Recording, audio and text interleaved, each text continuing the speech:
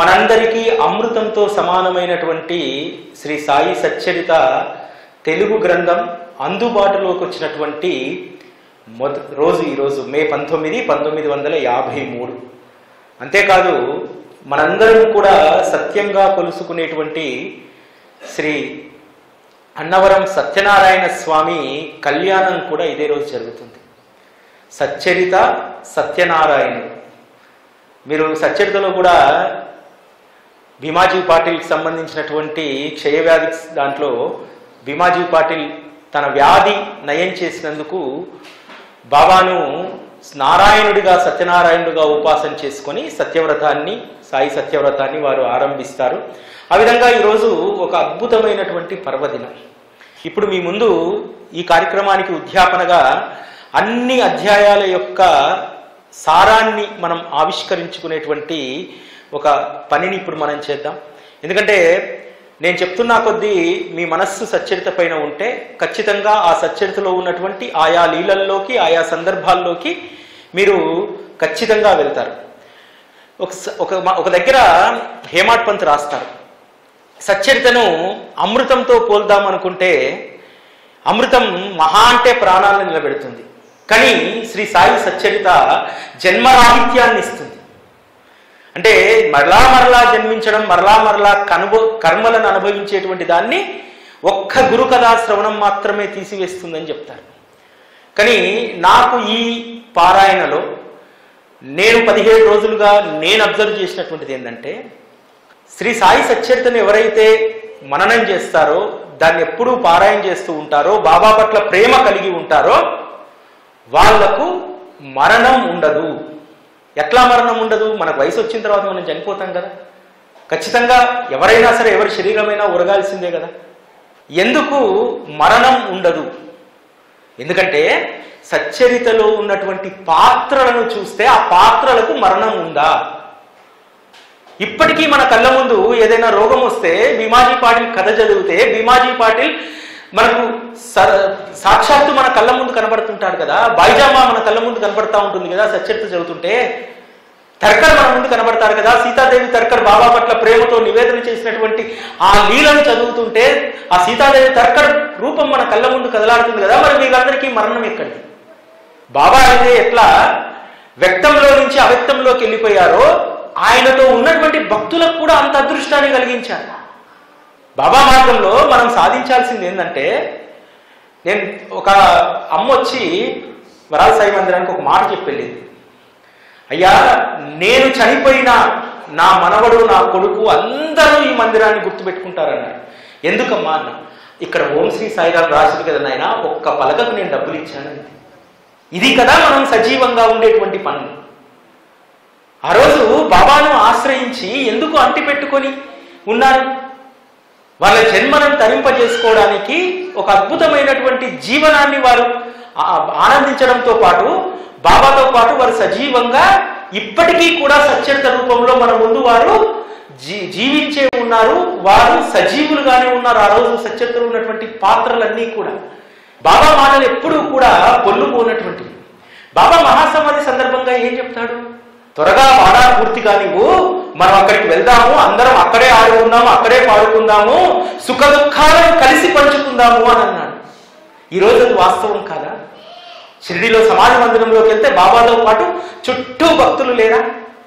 అంటే ఆనాటి భక్తులు ఎంత గొప్ప జన్మను సార్థకం చేసుకునడానికి సచ్చరిత మనకు ఒక నిదర్శనం. సచ్చరితను ఒక పారాయణ గ్రంథంగా కొడుకు పుట్టాలనో బిడ్డ పెళ్లి కావాలనో అని చదివితే అది అంత మట్టికే పరిమితి. సచ్చరితలో హేమాడ్ పంత్ చెప్తారు, బాబా దగ్గర మనము గొప్ప అనుగ్రహం కావాలనుకుంటాం, కానీ ఆ అనుగ్రహం ఇవ్వడానికి బాబా తన భక్తుల యొక్క పరిణితి, వారి యొక్క అర్హత, గ్రహణ శక్తి దీనిని బట్టి మాత్రమే అనుగ్రహిస్తారు. అది సచ్చరితలో చెప్పినటువంటి వాస్తవం. మనం చాలా మంది మన అర్హత, మన స్థాయి, మన గ్రహణ శక్తిని మించి బాబాను అడుగుతూ ఉంటాం. ఎందుకు బాబా అన్ని ఇవ్వడు, కొన్ని మాత్రమే ఇస్తాడంటే అది నీకు అర్హత లేదని అర్థం. ఆ విధంగా సచ్చరిత ఈరోజు మనందరికీ కూడా ఒక తల్లి లాంటి లాలలను మనకిస్తుంది. మొదటి అధ్యాయము ఎట్లా ప్రారంభమవుతుంది? మొదటి అధ్యాయము ఎంత సహజంగా ఆరంభమవుతుంది. పిండి విసరడం అనేటువంటి ఒక సహజమైనటువంటి ప్రక్రియని చేస్తూ చరిత్ర రాయాలనేటువంటి గొప్ప సంకల్పాన్ని కలిగించాడు. పిండి విసరడం అనేటువంటిది లీలన, పిండి విసరడం అనేటువంటిది ఒక సహజమైనటువంటి ప్రక్రియ కదా, ఇంట్లో అందరూ విసురుకునే వాళ్ళు కదా. అటువంటి సహజమైనటువంటి ప్రక్రియ నుండి చరిత్ర రాయాలనేటువంటి గొప్ప సంకల్పాన్ని ఇచ్చారంటే బాబా యొక్క మనోభావాలను, బాబా యొక్క అంతరంగాన్ని మనం ఎంత క్లీన్గా అబ్జర్వ్ చేస్తే అర్థమవుతుందో చూడండి. హేమాడ్ పంత్ అనేటువంటి ఆయన షిరిడీకి వచ్చి కేవలం గోధుమల విసిరినటువంటి లీలను ఎందుకోసం విసిరాడు, ఏ కారణం చేత విసిరాడు, ఎంత గొప్ప పరమాత్మ అని చెప్పి హేమాడ్ పంత్ గమనిస్తాడంటే, ఈరోజు మనము ఆపద వస్తే ఆయన దగ్గరికి పోయి మొక్కుంటాం, ఏదైనా కావాల్సి వస్తే ఆయన అడుగుతాం. ఆ రోజు షిరిడీలో ఎవ్వరూ బాబాని అడగలేదే, బాబా కలరా ఉంది, ఆ కలరా రాకుండా మమ్మల్ని ఏదన్నా కట్టడి చేయని చెప్పి అడగలేదే. ఏం చేశాడు? హీ టేక్స్ రెస్పాన్సిబిలిటీ, ఆయన రెస్పాన్సిబిలిటీ తీసుకున్నాడు. ఇది నా బాధ్యత. మొదటి అధ్యాయం ఏం చెప్తుందంటే, మీకు ఏ సంక్లిష్ట పరిస్థితులు వచ్చినా దాంట్లో నుంచి బయటపడేయడం అనేటువంటిది నా బాధ్యత అని చెప్పి మొదటి అధ్యాయం చెప్తుంది. మొదటి అధ్యాయంలో పిండిని విసిరాడు, గోధుమలను విసిరి ఆ పిండితోటి కలరాను నివారింపడానికి ఊరు చుట్టూ చల్లించాడు. 4 స్త్రీలు వచ్చారు. ఆ స్త్రీలు అప్పటిదాకా బాగానే ఉండరు, మనలాగానే పాడు బుద్ధి కలిగింది, తలా ఇంత పంచుకొని పోదాం అనుకున్నారు, బాబా తిట్టారు. ఇంత మాత్రమే మనం చూస్తాం కాదు. మొదటి అధ్యాయం చెప్పేది ఏంటంటే, మీ పట్ల నేను ఎంత బాధ్యతగా ఉంటాననేటువంటి దాన్ని మొదటి అధ్యాయం చెప్తుంది. పిండి ఒక సాధారణమైనటువంటిది కదా, ఆ సాధారణమైనటువంటి పిండితోటి ఏ రోగం మాయమవుతుంది? ఏది కాదు కదా. అది కేవలం బాబా యొక్క వాక్కు చేత, చర్య చేత మహిమాన్వితం కాబడ్డది, అంతే తప్ప పిండికి ఏమి శక్తి లేదు. శక్తి బాబా హస్తాల్లో ఉంది, వారి యొక్క చర్యలో మహిమ దాగింది. అందువల్ల ఆ రోజు పిండి మందుగా మారింది. అందుకనే శ్రీ సాయి సచ్చరిత మనందరికీ కూడా ఎంత గొప్పదంటే, సచ్చరిత చదివితే ఒంటికి ఉన్నటువంటి రోగాలు కాదు, మనస్సుకున్నటువంటి రోగాలు పోతాయి. మనస్సు రోగాన్ని బాగు చేసే వైద్యుడు ఎవ్వడూ లేడు ప్రపంచంలో, ఒక శ్రీ సాయి సచ్చరిత తప్ప. అందుకనే అక్షర గులికల సంజీవనం అమోఘలీలల సారం లీలా మానుష చరితం సచ్చరితం సాయి చరితం. కాబట్టి ఇవన్నీ కూడా అక్షరాలు కావు, సచ్చరితలో ఉన్నటువంటివి అక్షరాలతో కూడి ఉన్నటువంటి అవి అక్షర గులికల సంజీవనాలు. మనిషి యొక్క మనసుకున్నటువంటి రోగాన్ని పోగొట్టేటువంటి సంజీవని సాయి సచ్చరిత. అదేవిధంగా 2వ అధ్యాయంలో కూడా సచ్చరితను గమనిస్తే 1, 2, 3, 4, 5 అధ్యాయాల్లో ఏ లీలలు ఉండవు, ఏ మహత్తు ఉండదు. మనం బాగా గుర్తుపెట్టుకోవాల్సింది ఏంటంటే, సచ్చరితం చదువుతున్నప్పుడు మొదటి అధ్యాయంలో ఏం లీలు ఉంది? గోధుమల పిండిని విసిరాడు, కలరాను నివారించాడు. దానివల్ల ఒక్క ఇండివిజువల్కు మేలు జరగలే. అక్కడ ఒక గ్రామం కోసం బాబా చేసినటువంటిది. అందులో ఆ చమత్కారంలో ఎటువంటి మాయలు లేవు, మంత్రాలు లేవు. 2వ అధ్యాయంలో ఏముంటుంది? 2వ అధ్యాయంలో హేమాడ్ పంత్ యొక్క తపన ఉంటుంది, బాబా అనుమతి ఎలా తీసుకోవాలి. ఇంత గొప్ప సత్పురుషుని యొక్క చరిత్ర రాయడానికి వారు ఒక్కసారి నో అని అంటే అది అసంభవం ఇంకా. కాబట్టి నో అనేటువంటిది లేకుండా వారి చేత మనం అనుమతి తీసుకోవాలి, ఎలా తీసుకోవాలి అనేటువంటిదే ఇందులో ఉంటుంది. బాబా యొక్క లీలను చూసిన తర్వాత ఒక సులువైనటువంటి సాధన ఇక్కడ హేమాడ్ పంత్ చెప్తారు. అష్టాంగ యోగ ప్రావీణ్యాన్ని, సమాధి సుఖంలోని ఆనందాన్ని, బ్రహ్మ సాహిత్యాన్ని కోరుకునేవాడు సాయి కథలు వింటే వారి కోరికలు తీరిపోతాయని చెప్తారు. అంతేకాదు ఈ కథాశ్రవణం భక్తుడి యొక్క కర్మ పాశాన్ని తెంచి బుద్ధిని ప్రకాశింపజేస్తుంది. ఈ కథలోని 4 అక్షరాలు జీవుని చెవుల్లో పడగానే వాడి చెడు రోజులు తొలగిపోతాయి. కేవలం 4 అక్షరాలు మన చెవిలో పడగానే మన చెడు రోజులు తొలగిపోతాయి. దీనిని వదిలిపెట్టి ప్రపంచంలో ఉన్నటువంటి అన్ని సాధనలు మనం చేస్తాం.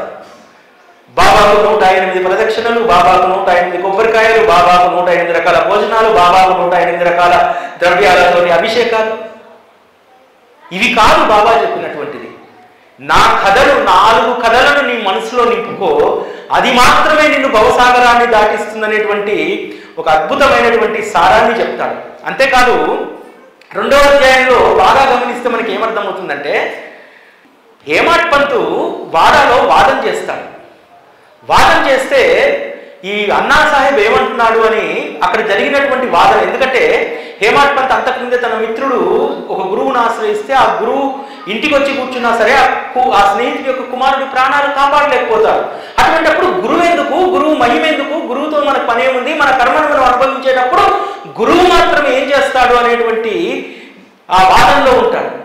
అటువంటి హేమాడ్ పంత్ యొక్క అహంకారాన్ని తన పాదాల వద్ద కట్టిపడేసుకునేందుకు హేమాడ్ పంత్ అనేటువంటి నామకరణాన్ని బాబా చేస్తారు. రఘునాథ్ అన్నా సాహెబ్ దబోల్కర్ కాస్త హేమాడ్ పంత్ అయిపోయాడు. అలా బాబా అన్నా సాహెబ్ యొక్క అహంకారాన్ని తన పాదాల వద్ద కట్టడి చేసుకొని వారికి చరిత్ర రాయాలనేటువంటి అనుగ్రహాన్ని బాబా ఇచ్చాడు. అదేవిధంగా 3వ అధ్యాయంలో ఈ గురు కథ యొక్క మహత్తు గురించి హేమాడ్ పంత్ చెప్తారు. కృతాయుగంలో ధ్యానంతో, త్రేతాయుగంలో యజ్ఞయాగాదులతో, ద్వాపరయుగంలో అర్చనల ద్వారా లభించేవన్నీ కూడా కలియుగంలో కేవలం గురు భజనలతో, నామ సంకీర్తనలతో ప్రాప్తిస్తాయని చెప్తారు. అత్యంత సులువైనటువంటి మార్గాన్ని సచ్చరిత చెప్తుంది. భక్తి మార్గంలో చాలా కన్ఫ్యూజన్స్ ఉంటాయి. అంటే ఏ మార్గాన్ని మనం అవలంబించాలి, ఏ మార్గాన్ని అవలంబిస్తే భక్తిలో మనం భగవంతుని తృప్తిపరుస్తామనేటువంటిది ఉంటుంది. ఇవేమీ అవసరం లేదు. కేవలం గురు కథా శ్రవణం, గురు కథా మననం, ఇది మాత్రమే నీకు మేలు చేస్తుంది అనేటువంటి విషయాన్ని ఇక్కడ చెప్తారు. అంతేకాదు బాబా అనుమతిని హేమాడ్ పంతు శ్యామ ద్వారా కోరుతారు. శ్యామ ఒక టిపికల్ క్యారెక్టర్, బాబాను బాగా అర్థం చేసుకున్న క్యారెక్టర్ అన్నమాట. బాబాను నేరుగా అడిగితే అనుమతి ఇవ్వడు. బాబాను రివర్స్లో అడుగుతారు. ఏమడుగుతాడు? బాబా, నేను 5 ఇళ్లలో భిక్ష చేసుకుంటోని, నేను ఫకీర్ను, నాకేం చరిత్ర, ఇవన్నీ మీరు అంటారు, నాకు తెలుసు. అయినా సరే మీ చరిత్రను రాయాలనేటువంటి సంకల్పం కలిగింది కాబట్టి ఈ అన్నా సాహెబ్ అనుమతి అడుగుతున్నారు, మీ చరిత్రను రాసేటువంటి అనుమతిని ఇవ్వండి అని చెప్పి, అట్లా బాబాను నేను భిక్ష చేసుకుంటాను, నేను ఫకీర్ను, ఇవన్నీ మీరు అనొద్దు, మీరు అంటారు నాకు తెలుసు, కానీ అవి అనకూడదు అని చెప్పి చరిత్ర రాయడానికి బాబాను ఒప్పిస్తారు. అప్పుడు బాబా చెప్పినటువంటిది ఒకే ఒక మాట, నేను నా చరిత్రను నేనే రాసుకోవాలి, రాసుకొని నా భక్తులను ఉద్ధరించాలి, అందుకోసం నా చరిత్ర నేనే రాసుకుంటాను అని అనగానే హేమాడ్ పంత్ హృదయం ద్రవించిపోయింది. అంతేకాదు ఆ సందర్భంగా బాబా చెప్పినటువంటి మాటలను ఎంత అద్భుతంగా రాస్తారంటే, నా కొరకు మనోప్రాణాలను అంకితం చేసే భక్తులకు ఈ కథాశ్రవణంలో ఆనందం కలగడం సహజం. ఎవరైతే కథాశ్రవణంలో ఎప్పుడూ మునిగి ఉంటారో వారికి ఆనందం కలగడం అనేటువంటిది చాలా సహజమైనటువంటి విషయం అనేటువంటిది ఇక్కడ చెప్పారు. నన్ను అనన్య శరణుజొచ్చి నా పట్ల విశ్వాసము, నా వచన, నా ధ్యానము, నా స్మరణ చేసే వారిని నేను ఉద్ధరిస్తానని చెప్పి బాబా స్వయంగా ప్రతిజ్ఞ చేసినటువంటి అధ్యాయం 3వ అధ్యాయం. ఈ 3వ అధ్యాయంలో కొన్ని రిలేషన్స్ని చూస్తే చాలా ఆశ్చర్యం వేస్తుంది. అన్నా చించిమిక్కరు షిరిడీలో వచ్చి ఉంటాడు. మామూలుగా మన మనస్తత్వం ఎట్లుంటుంది? మనిషి మనస్తత్వం, పక్కోడు కాస్త ఇబ్బంది పడుతుంటే మనం సంతోషపడతాం, పక్కోడికి ఇబ్బంది ఉందంటే వారి పరిస్థితి చూసి మురిసిపోతాం. కానీ బాబా భక్తుల మధ్యలో ఉండేటువంటి అనురాగం, ఆప్యాయత ఎంత గొప్పదంటే, అసలు అన్నా చించిమిక్కరికి ఆ విషయం అవసరం లేదు. 1916లో రిటైర్ అయ్యి హేమాడ్ పంత్ షిరిడీకి వస్తే ఆయన పరిస్థితి తెలుసుకుని బాబాని అడుగుతాడు, బాబా ఈ అన్నా సాహెబ్ యొక్క సంసారం పెద్దది, కాస్త మరొక ఉద్యోగం ఇప్పిస్తే ఆ సంసారం పోషించుకోవడానికి దానికి ఇబ్బంది లేకుండా ఉంటుంది, కాస్త మరొక ఉద్యోగం ఇప్పియరాదు అని అంటారు. అప్పుడు బాబా చెప్పినటువంటి మాట, ముందు అతనిని నా పని చెయ్యనివ్వు, ప్రపంచం సుఖమయమవుతుంది, ఆయనకు ఒక ఉద్యోగం తప్పక వస్తుంది అని అంటారు. ఈరోజు అది వాస్తవమైంది కదా. ప్రపంచం సుఖంగా ఉండడానికి, ప్రపంచంలో ఇంతమంది బాబా పట్ల మనం భక్తి కలిగి ఉండడానికి ఈరోజు శ్రీ సాయి సచ్చరిత ప్రధానమైనటువంటి భూమిక పోషిస్తుంది కదా. అట్లా ఆ సచ్చరితలో మనం వెతికి చూసుకుంటే అద్భుతమైనటువంటి విషయాలు మనకు బోధపడుతూ ఉంటాయి. కేవలం బాబా యొక్క లీలలు మాత్రమే కాదు, భక్తుల మధ్యలో ఉండేటువంటి ప్రేమ, ఆప్యాయత, ఒక కలెక్టివ్ రెస్పాన్సిబిలిటీ. బాబా కోసం మనందరం కలిసి ఏం చేద్దాం, బాబా ఏమీ చేయమనిలే ఆ రోజు ఈ రోజు ఏ రోజు కూడా ఏం చేయమనిలే. అయితే ఆ రోజు బాబాను ఆశ్రయించినటువంటి వాళ్ళందరూ కూడా అంతే కమిట్మెంట్ తోటి ఉన్నారా? లేరు. ఆ రోజు లేరు, ఈ రోజు లేరు. ఈ రోజు కూడా బాబాకు కొన్ని లక్షల మంది భక్తులు ఉన్నప్పటికీ కూడా తాను గింజలన్నీ ఈ మందిరానికి బయట ఉన్నాయి, పుష్టికరమైనటువంటి గింజలన్నీ ఇక్కడ కూర్చొని ఉన్నాయి. అట్లాగే తాను గింజలన్నీ కూడా బాబా దగ్గరికి వచ్చి వెళ్ళిపోయినటువంటివి, వాళ్ళ కోరికలు తీరిన తర్వాత బాబాను అంటిపెట్టుకున్నటువంటి గింజలు మాత్రమే, బలిష్టమైనటువంటి గింజలు. ఆ గింజ యొక్క నేచర్ ఏమిటి? దాన్ని మళ్ళీ మొలకెత్తిస్తే అనేక వృక్షాలను, అనేక పుష్పాలను ఆ విత్తనం వికసింపజేస్తుంది. అందుకనే ఆ రోజు బాబాలో ఉన్నటువంటి వీళ్ళందరూ కూడా భక్తులు గొప్ప విత్తనాలు లాంటి వాళ్ళు. ఎందుకంటే ప్రాక్టికల్గా బాబా వ్యవస్థలో ఉన్నటువంటి 9 ఏళ్ళుగా నేను చూశాను. ఏంటంటే ఒకప్పుడు సాయి టీవీ ద్వారా అర్పణం అనేటువంటి కార్యక్రమాన్ని చేసేవాళ్ళం. 350 రూపాయలు కట్టండి, శ్రీరామనవమికో గురు పౌర్ణమికో అని అంటే హైదరాబాద్లో దాదాపు ఒక 50-60 సెంటర్లలో ఈ సెంటర్కు 50 మందో 60 మందో కట్టేవాళ్ళు. ఎప్పుడైతే కరోనా వచ్చి తీసేశారో బాబా అప్పుడప్పుడు ఏం చేస్తారంటే పండినటువంటి ధాన్యాన్ని రైతు ఎట్లా అయితే నాణ్యమైనటువంటి వాటి కోసం తూర్పు అలా పడతారో బాబా కూడా తూర్పు అలా పడతారు. బలమైనటువంటివి ఏమో రాసి మీద పడతాయి, తాలు గింజలేమో బయటికి కొట్టుకుపోతాయి. అట్లా బాబా మార్గంలో కూడా తాలు గింజలు ఉండడం చాలా సహజం. ఆ రోజు ఈ రోజు బలమైనటువంటి గింజలు మాత్రమే అవి మళ్ళీ విత్తనాలుగా మారతాయి. అనేక గింజలను, అనేక ధాన్యాన్ని అవి మళ్ళీ ఉత్పత్తి చేస్తాయి. అటువంటి వాళ్ళు బాబా సాహచర్యంలో ధన్యులు. కాబట్టి ఆ రోజు బాబా వద్దకు వచ్చినటువంటి వాళ్ళలో కూడా వీళ్ళందరూ కూడా ధన్యులు, వీరి జీవితాలను ధన్యం చేసుకున్నటువంటి వాళ్ళు. అంతేకాదు, ఇప్పుడు 3 అధ్యాయాలు మనం చదువుకున్నాం. ఈ 3 అధ్యాయాల్లో ఎక్కడైనా మీకు లీల కనిపించిందా? బాబా చమత్కారం కనిపించిందా? మామూలుగా మనము బాబా చమత్కారము, బాబా ఏదో లీల చేస్తేనే సచ్చరిత పట్ల అంకితంగా చదువుకుంటూ వెళ్తాం. లీలలు రంజింపజేస్తాయి మనల్ని. కానీ 3 అధ్యాయాల్లో కూడా ఏ లీలలు లేవే. 4వ అధ్యాయంలో కూడా ఏ లీల ఉండదు. 4వ అధ్యాయంలో బాబా బోధనే ఉంటుంది. 4వ అధ్యాయంలో షిరిడీకి వచ్చినటువంటి అనేక మంది బాబా యొక్క గొప్పతనాన్ని, వారి యొక్క మహత్తు గురించి వివరిస్తారు. అదేవిధంగా 4వ అధ్యాయంలో ఒక అద్భుతమైనటువంటి విషయం ఉంటుంది. ఏంటంటే భూలోక వైకుంఠమైనటువంటి పండరిలో కొలువు ఉన్నటువంటి పండరినాథుడు అంటే ఆ రోజు చాలా మంది భక్తులకు ఇష్టం. బాబా దగ్గరికి వచ్చినటువంటి వాళ్ళలో పండరిపురం భక్తులే ఎక్కువ. అటువంటి వాళ్ళకి మరి పండరిపుర విఠలుడి పైన భక్తిని స్థిరపరచాలి. 1వ బాధ్యత బాబాకున్నది. 2వ బాధ్యత ఆ విఠలుడు ఎక్కడో లేడు, ఇక్కడే ఉన్నాడు అనేటువంటి దాన్ని కూడా వాళ్ళ మనసులో స్థిరపరచాలి. బాబా యొక్క గొప్పతనం ఏంటంటే ఆయన మన మార్గంలోకి రాడు, ఆయన మార్గంలోకి మనల్ని తీసుకెళ్లరు. ఆయన మన మార్గంలోకి వచ్చి మన చేయి పట్టుకుని ఆయన మార్గంలోకి తీసుకెళ్తాడు. అందుకనే దాస్కన్ మహారాజ్కు పాండురంగ విఠలుడు అంటే చాలా ఇష్టం కదా. గను విఠల సప్తాహం చెయ్యి, నీకు విఠలుడు దర్శనం ఇస్తాడు అని అంటాడు. బాబా నేను చేస్తాను, అనేక సందర్భాల్లో చేశాను, కానీ నాకు విఠల దర్శనం కలగలేదు. మీరు నాకు విఠల దర్శనం కలుగుతుందంటే చెప్పండి, ఖచ్చితంగా చేస్తానంటాడు. సరే నువ్వు ముందు చెయ్యవయ్యా, అయినా సరే నువ్వు విఠల దర్శనం చేస్తున్నావు అని చెప్పి పండాల నుంచి విఠలుడు, డాకూర్ నుంచి శివుడు వీళ్ళందరూ వచ్చి నీ దగ్గర కూర్చోవాలా, నీ ప్రయత్నం నువ్వు చెయ్యని అంటాడు. ఆ తర్వాత విఠల దర్శనం జరుగుతుంది. తర్వాత కాకాసాహెబ్ దీక్షిత్కు ధ్యానంలో కనిపించినటువంటి విఠలుడి యొక్క చిత్రపటాలు పట్టుకుని ఒకరు అమ్మడానికి వస్తారు. ఆ తర్వాత బలవంతరావు క్షీరసాగర్ అనేటువంటి వ్యక్తి వస్తాడు. బలవంతరావు క్షీరసాగర్ తండ్రి గురించి బాబా చెప్తాడు. ఇతని తండ్రి విఠల భక్తుడు, ఇతని తండ్రి గతించిన తర్వాత ఇంట్లో పూజ మాయమైంది, కనీసం తండ్రికి శాస్త్రకర్మలు కూడా వీడు చేయట్లేదు, తండ్రిని నన్ను విఠలుని ముగ్గురిని పస్తులు పెడుతున్నాడు అని చెప్తాడు. అందుకే అతన్ని ఇక్కడ దాకా తీసుకొచ్చాను, అతనికి ఇవన్నీ గుర్తు చేసి మళ్ళీ పూజను ప్రారంభిస్తాను చూడు అని అన్నాడు. అంటే సంస్కరణే కనబడుతుంది ఇక్కడ మొత్తం. మనకు ఇప్పటి వరకు 4 అధ్యాయాల్లో సచ్చరితలో ఏం కనబడుతుందంటే సంస్కరణే కనబడుతుంది. భక్తుల్ని సంస్కరించేటువంటి విధానం మాత్రమే ఇందులో ఉంది, వేరే మరొకటి ఏదీనా లేదు కదా.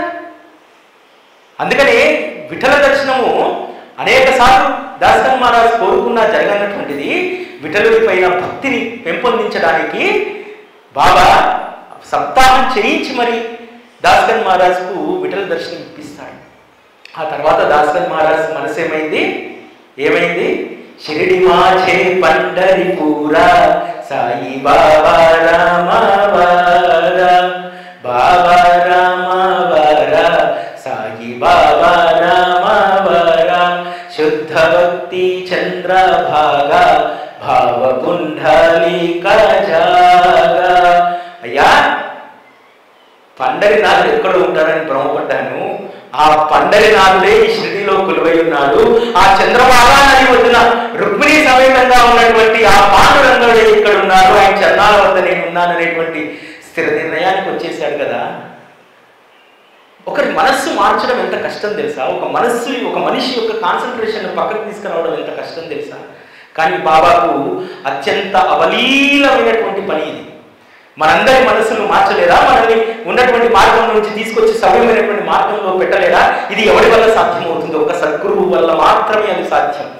ఇక 5వ అధ్యాయంలో చాంద్పాటి ప్రస్తావన ఉంటుంది. చాంద్పాటి గుర్రం తప్పిపోతే గుర్రం జాడని తెలిపి చాంద్పాటితో పాటు ధూప్ఖేడా గ్రామానికి బాబా పోయినటువంటి ఒక కథ ఇందులో ఉంటుంది. అంతేకాదు ఒక అద్భుతమైనటువంటి ప్రస్తావన ఉంటుంది. అనేక మంది మహాత్ములు వీళ్ళందరూ కూడా షిరిడి అహ్మద్నగర్ టు పూణే హైవే కదా అది, ఆ రోజైనా ఈ రోజైనా ఆ దారిట అనేక మంది మహాత్ములు ప్రయాణం చేసేటువంటి వారు. పునతంబేకు చెందినటువంటి గంగాగిర్ అనేటువంటి సత్పురుషుడు బాబాను చూసి చెప్పినటువంటి మాట, ఆయన బాబాను చూడగానే ఆయన మనస్సు పరవశించిపోయిందట. ఈ అమూల్యమైన రత్నాన్ని పొందిన షిరిడి జనులు భాగ్యవంతులు అని అంటారు.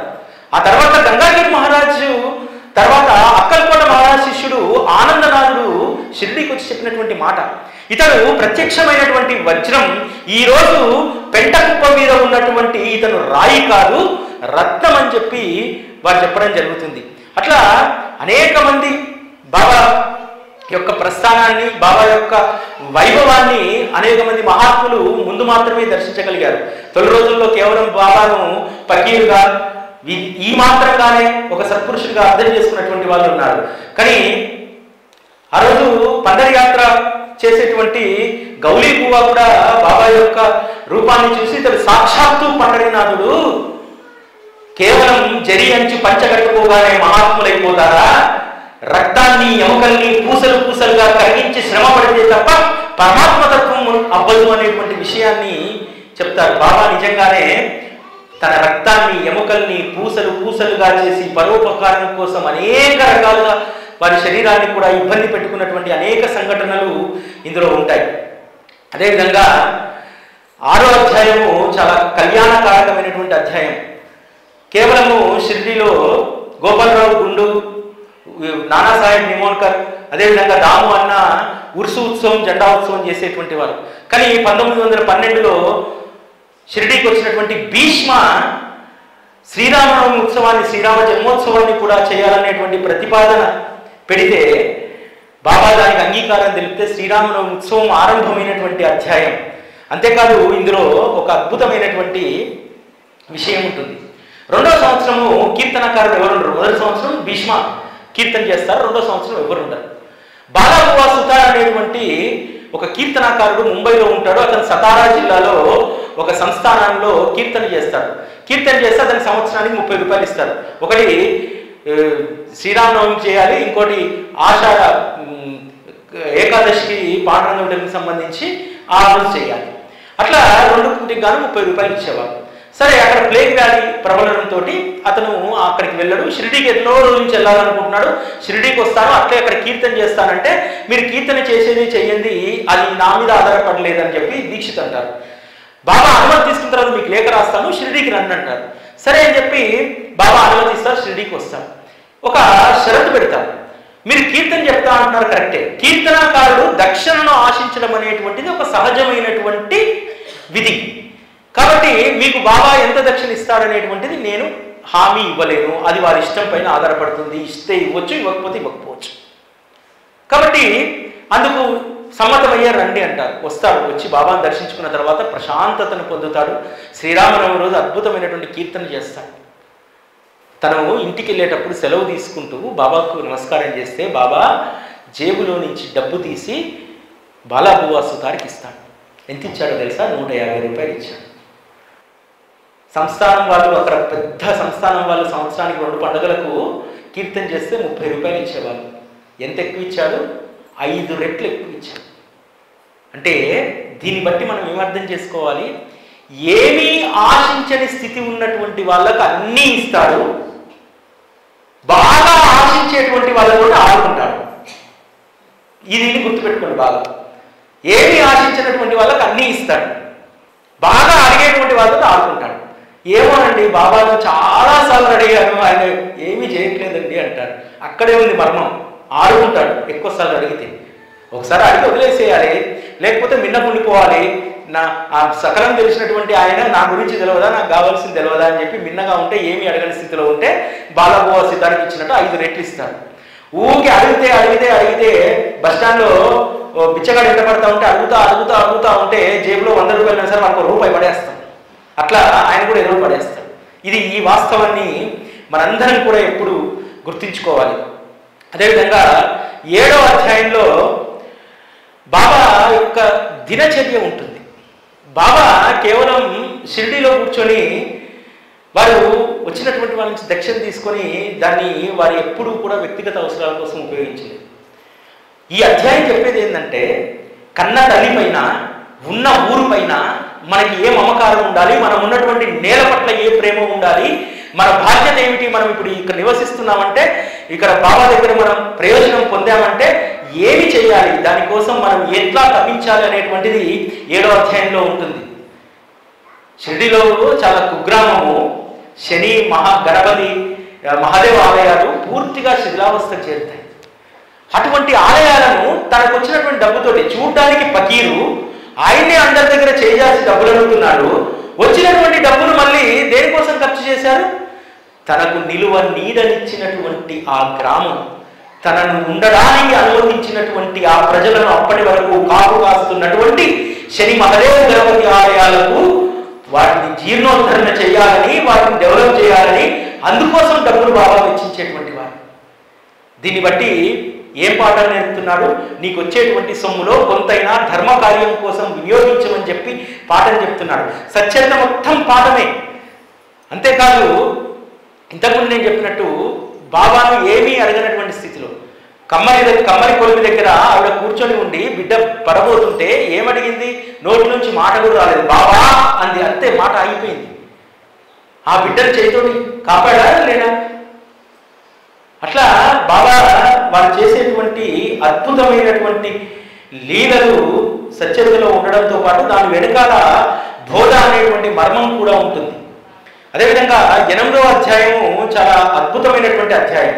ఎందుకంటే ఈ అధ్యాయం ఏం చెప్తుందంటే, నువ్వు మానవుడిగా జన్మించినందుకు నీ కర్తవ్యం ఏమిటి, ఏం చేయాలి అనేటువంటిది చెప్తుంది. కేవలము శరీర పోషణ కోసం, దాని ఆలనా పాలన కోసము మనం కాస్త శ్రమించి మిగతాదంతా కూడా పరమార్థం కోసం మాత్రమే మన జీవితాన్ని వినియోగించాలి. అదేవిధంగా భగవంతుడు నీకు నిర్ణయించినటువంటి ఉపాధి పట్ల నువ్వు ఎంత గౌరవం కలిగి ఉండాలి. బాబాకు పరమాత్మ ఇచ్చినటువంటి ఉపాధి ఏమిటి? వారు ఏ ఉపాధి ఎంచుకొని వచ్చారు? భిక్ష అనేటువంటి ఉపాధిని ఎంచుకొని వచ్చారు. చివరంత వరకు కూడా అదే ఉపాధిని వాళ్ళు కొనసాగించారు కదా. అట్లాగే నీ జీవితానికి కూడా ఒక ఉపాధి భగవంతుడు ఇచ్చి పంపిస్తాడు. ఆ ఉపాధి పట్ల చిత్తశుద్ధి ఉండాలి, గౌరవం ఉండాలి. దాన్ని ఎప్పుడూ కూడా నువ్వు గౌరవిస్తూ దాని పట్ల చిత్తశుద్ధితో ఎలా వ్యవహరించాలనేటువంటి విషయాన్ని ఈ అధ్యాయం చెప్తుంది. ఈరోజు భగవంతుడి దయ వల్ల ఒక్కొక్కరికి సాఫ్ట్వేర్ ఉద్యోగాలు వచ్చాయి, ఇంకొకరికి వ్యాపారాలు బాగా ఉన్నాయి. చాలా మంది మనం ఏం చేస్తామంటే ఉన్నటువంటి దాంట్లో నుంచి ఇక్కడ సుఖంగా ఉండలేక దూరాన ఉన్నటువంటి ఆ దూరపు కొండలు నునుపడినట్టు దానికోసం ఎదురు చూస్తాం. అట్లా కాదు. నీకు భగవంతుడు ఏ ఉపాధిని అయితే ఇచ్చాడో ఉపాధిని అంటి పెట్టుకొని ఉండమని చెప్పి బాబా చెప్తాడు. అదేవిధంగా 9వ అధ్యాయం బాబా ఆజ్ఞను మీరితే ఎలాంటి ప్రమాదాలు జరుగుతాయి. ఈ అధ్యాయంలో మనకు ఒక ఆంగ్లేయుడు బాబా దర్శనం కలగకపోతే వెళ్తాడు, వద్దని చెప్తాడు, 2 రోజులు ఓపిక పట్టమని చెప్తాడు. అయినా సరే వెళ్తే టాంగా బోల్తాబడి కోపర్గావ్ హాస్పిటల్లో వారం రోజులు ఉంటాడు. తాత్యా సాహెబ్ కూడా కొత్త కుర్రాడు, ప్రమాదం, వెళ్ళొద్దు, కనీసం సామాన్ తీసుకెళ్ళంటే చెప్పకుండా సాపులుగా పోతాడు. త్రుడిలో ప్రమాదం తప్పి ఆయన కూడా బయటపడతాడు. ఈ విధంగా ఈ అధ్యాయంలో బాగా అద్భుతమైనటువంటి వారి ఆజ్ఞకు సంబంధించి, వారి ఆజ్ఞ లేకుండా చేసేటువంటి పనుల వల్ల మనకు వచ్చేటువంటి ప్రమాదాల గురించి చెప్తాడు. అంతేకాదు ఈ అధ్యాయము రమణీయమైనటువంటిది. బాబా ప్రేమకు సంబంధించినటువంటి అద్భుతమైనటువంటి ప్రేమ ఇందులో ఉంటుంది. మనుషుల్ని ఏ విధంగా మారుస్తాడు బాబా, మనల్నే సిగ్గుపడేలాగా చేసి సిగ్గుపడి మనం మారిపోతాం. అటువంటి కథ దీంట్లో ఉంటుంది. తర్కడు, ఆత్మారాం తర్కడు ప్రార్థనా సమాజానికి సంబంధించినటువంటి వాడు. ఈ విగ్రహారాధన, ఈ సత్పురుషులు ఇవన్నీ ఏమి ఉండవు. కానీ కొడుకు జ్యోతేంద్ర తర్కడు, అదేవిధంగా భార్య సీతాదేవి తర్కడు ఇద్దరు బాబా పట్ల అనన్యమైనటువంటి భక్తి కలిగినటువంటి వాళ్ళు. వాళ్ళు షిరిడి వెళ్తూ వెళ్తూ మనసు ఆందోళనగా ఉంటుంది. ఎందుకంటే ఈయన కనీసం బాబాకు రోజు నివేదిస్తాడో లేడో, మేము షిరిడీకి వెళ్ళిన రోజు ఇక్కడ బాబాకు నివేదన జరగదు. షిరిడీకి వెళ్తున్నారు కదా, అక్కడ బాబాకు ఇష్టం వచ్చింది వండి పెట్టవచ్చు కదా, కోవా పిల్లలు పెట్టవచ్చు కదా. ఎందుకు వాళ్ళు షిరిడీకి వెళ్తున్నా సరే ఎందుకు ఆ ఇంట్లో తప్పకుండా నివేదన జరగాలని చెప్పి అనుకున్నారు? వాళ్ళు మాత్రం కేవలం ప్రేమతో మాత్రమే అనుకున్నారు. ఆ ప్రేమను ఎంత స్థిరపరుస్తారంటే బాబా, ఒకరోజు ఆత్మారాం తర్కడు భోజనం పెట్టకుండా వెళ్ళిపోతాడు. బాబా నివేదన చేయడు. తర్వాత తెలుస్తుంది, తను ప్రతిరోజు తినేటప్పుడు నౌకరు మళ్ళీ నివేదన చేసినటువంటి ఆ కోవా పిల్లని తీసుకొచ్చి తన భోజనంలో పెట్టేటువంటి వాడు. ఆ రోజు లేదు కోవా పిల్ల. అప్పుడు అర్థమవుతుంది తను నివేదన చేయలేదనేటువంటి విషయాన్ని. ఇక్కడ బాబా తన ఆపరేషన్ స్టార్ట్ చేస్తాడు. సీతాదేవి తర్కడు, జ్యోతేంద్ర తర్కడు వచ్చి మసీదులో కూర్చుంటాడు. అమ్మా, రోజు లాగానే ఈ రోజు కూడా బాంద్రాకు వెళ్ళాను, తాలుగుకు తాళం వేసింది, ఇంట్లో యజమాని లేడు. అమ్మా, ఏ రుణానుబంధమో తెలియదు కానీ నాకు తలుపులు తాళాలు నీ ఇంటికి అడ్డు రాలేదమ్మా. ఎట్లా ఇంట్లోకి ప్రవేశించానమ్మా. తినడానికి వెతికితే ఏమీ దొరకలేదమ్మా. మిట్ట మధ్యాహ్నం ఆకలితో నకనకలాడుతూ మళ్ళీ ఇక్కడ వచ్చి కూర్చున్నానమ్మా అంటాడు. సీతాదేవి మనస్సు పులకరించిపోతుంది. అంటే నేను చేసేటువంటి నివేదనను తను రోజు స్వీకరిస్తున్నారనేటువంటి దాన్ని నాకు తెలియజేయడానికి బాబా ఈరోజు బాంద్రాకు వెళ్ళొచ్చానని చెప్పాడు అని చెప్పి తన భక్తిని స్థిరపరుస్తాడు. అంతేకాదు అక్కడ ఆపరేషన్ మొదలైంది. ఆత్మారాం తర్కడు లెంపలేసుకుని గుంజీలు తీశాడు. బాబా, నేను సిగ్గులేనటువంటి వాడిని, నేను చెడు ప్రవర్తన కలిగినటువంటి వాడిని, నీకు నివేదన చేయడం మర్చిపోయాను, నన్ను క్షమించు అని చెప్పి బాబా పాదాలపై నమస్కారం చేస్తాడు. అప్పటి వరకు ప్రార్థనా సమాజంలో ఉన్నటువంటి ఆయన వెంటనే బాబా పట్ల అచంచలమైనటువంటి విశ్వాసం కలిగి అంకితమైనటువంటి భక్తుడిగా తర్కడు మారిపోతాడు. అంటే మనుషుల యొక్క నైజాలను ఎట్లా మారుస్తాడు చూడండి బాబా. సీతాదేవి తర్కడుకు ఆమెకు ఉన్నటువంటి గుణం, ఎవరైనా సరే మనిషిలో ఉన్నటువంటి సుగుణాన్ని ఎవరైనా మెచ్చుకుంటే ఆ సుగుణం మరింత ప్రకాశిస్తుంది. సాక్షాత్తు సద్గురువే ఆమెకు ఉన్నటువంటి సుగుణాన్ని మెచ్చుకుంటాడు. ఒకరోజు కుక్కకు రొట్టె వేస్తుంది. తను ఉన్నటువంటి ఇంట్లో ఉన్నటువంటి ఆ అతిథిగా ఉంటుంది. అయినా సరే కుక్కకు తను తినే ముందు కుక్క వచ్చి దీనంగా చూస్తే రొట్టె ముక్క వేస్తుంది. బాబా అంటాడు, అమ్మా, ఈ రోజు నువ్వు నాకు కడుపు నిండా తిండి పెట్టావమ్మా, నేను చాలా తృప్తిగా ఈరోజు భోజనం చేశానంటే, బాబా నేను ఎక్కడ పెట్టాను నీకు, నేను అసలు ఒకరింట్లో అతిథిగా ఉన్నాను, నీకు పెట్టేటువంటి పరిస్థితి నాకు ఎక్కడదంటే, లేదమ్మా ఈ రోజు మధ్యాహ్నం నువ్వు భోజనానికి కూర్చునే ముందు ఒక కుక్క రాలేదా, దీనంగా నిన్ను అది ఆహారం అడగలేదా, దానికి నువ్వు పెట్టలేదా, ఈ ఒక్కటి గుర్తుపెట్టుకోవమ్మా చాలు ఈ జీవితంలో.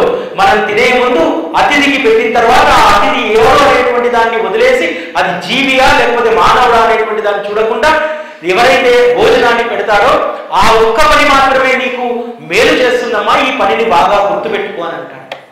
అంతేకాదు ఈ అధ్యాయంలో మనకు ఉన్నటువంటి అనేక మూర్ఖత్వాలను బాబా తొలగించేస్తాడు.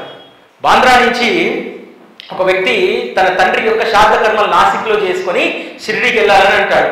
ఆ విషయం తెలిసిన తర్వాత సీతాదేవి తర్కడు షిరిడీకి ఎవరైనా వెళ్తున్నట్టే ఆమె ప్రాణం కొట్టుకుంటుంది అనమాట. అరే రేపు షిరిడీకి వెళ్తున్నావా, బాబాకి ఏదైనా పంపించాలని చెప్పి ఆల్రెడీ అప్పటికే నివేదన చేసినటువంటి ఒక కోవా పిల్లని తీసి అతనికి ఇస్తుంది. బాలరాముడికి ఇచ్చి ఇది బాబాకు సమర్పించాలని అంటాడు. అది మర్చిపోయినా సరే బాబా గుర్తు చేసి మరి ఆ మిఠాయిని తీసుకొని గుటుక్కని మింగుతాడు. ఇందులో మనం సాధారణంగా చూస్తే ఏమర్థమవుతుంది, బాబాకు సీతాదేవి తరకడి పట్ల ఉన్నటువంటి ప్రేమ మనకు అర్థమవుతుంది. బాబాకి ఏదైనా పంచితే ప్రేమగా స్వీకరిస్తారంటే అర్థమవుతుంది. కాదు, నీలో ఉన్నటువంటి మూర్ఖత్వ సంస్కారాలను మార్చుకో అని చెప్పి బాబా చెప్తున్నాడు. ఆ వచ్చినటువంటి వ్యక్తి ఎందులో ఉన్నాడండి? తండ్రి చనిపోయాడు కదా, సూతకంలో ఉన్నాడు కదా, అంటూ ముట్టు ఉంది కదా. అంటూ ముట్టు ఉన్నటువంటి వారికి మళ్ళీ ఎంగిలి చేసిన పదార్థం, నివేదన చేసిన పదార్థం ఆల్రెడీ భగవంతుడు నివేదన చేసి దాంట్లో నుంచి ఇంటిల్లిపాతి తిన్నారు, మిగిలినటువంటి దాన్ని పంపించారు. అంటే ఒకవైపు ఎంగిలి, రెండో వైపు సూతకం అనేటువంటి ఒక అంటూ ముట్టు. అయినా సరే బాబా తీసుకొని తిన్నాడంటే దాని అర్థం ఏమిటంటే మనకు ఉన్నటువంటి మూర్ఖబద్ధమైన ఆలోచనలను దాన్ని పక్కన పెట్టమంటారు. చాలామంది ఇంట్లో ఎవరైనా గతిస్తే ఏం చేస్తాం? 1 సంవత్సరం పాటు ఏ పూజ చేయకూడదు, భగవంతుని నివేదన చేయకూడదు అని చెప్తారు. నిజంగా ఇది న్యాయమేనా? నువ్వు మాత్రము 3 పూటలా తినొచ్చు నీ ఇంట్లో ఏదైనా జరిగితే, కానీ భగవంతుని మాత్రం ఉపవాసం పెట్టాలి. అంతే కదా మనం చేసేది. మనం మాత్రం 3 పూటలు తింటాము.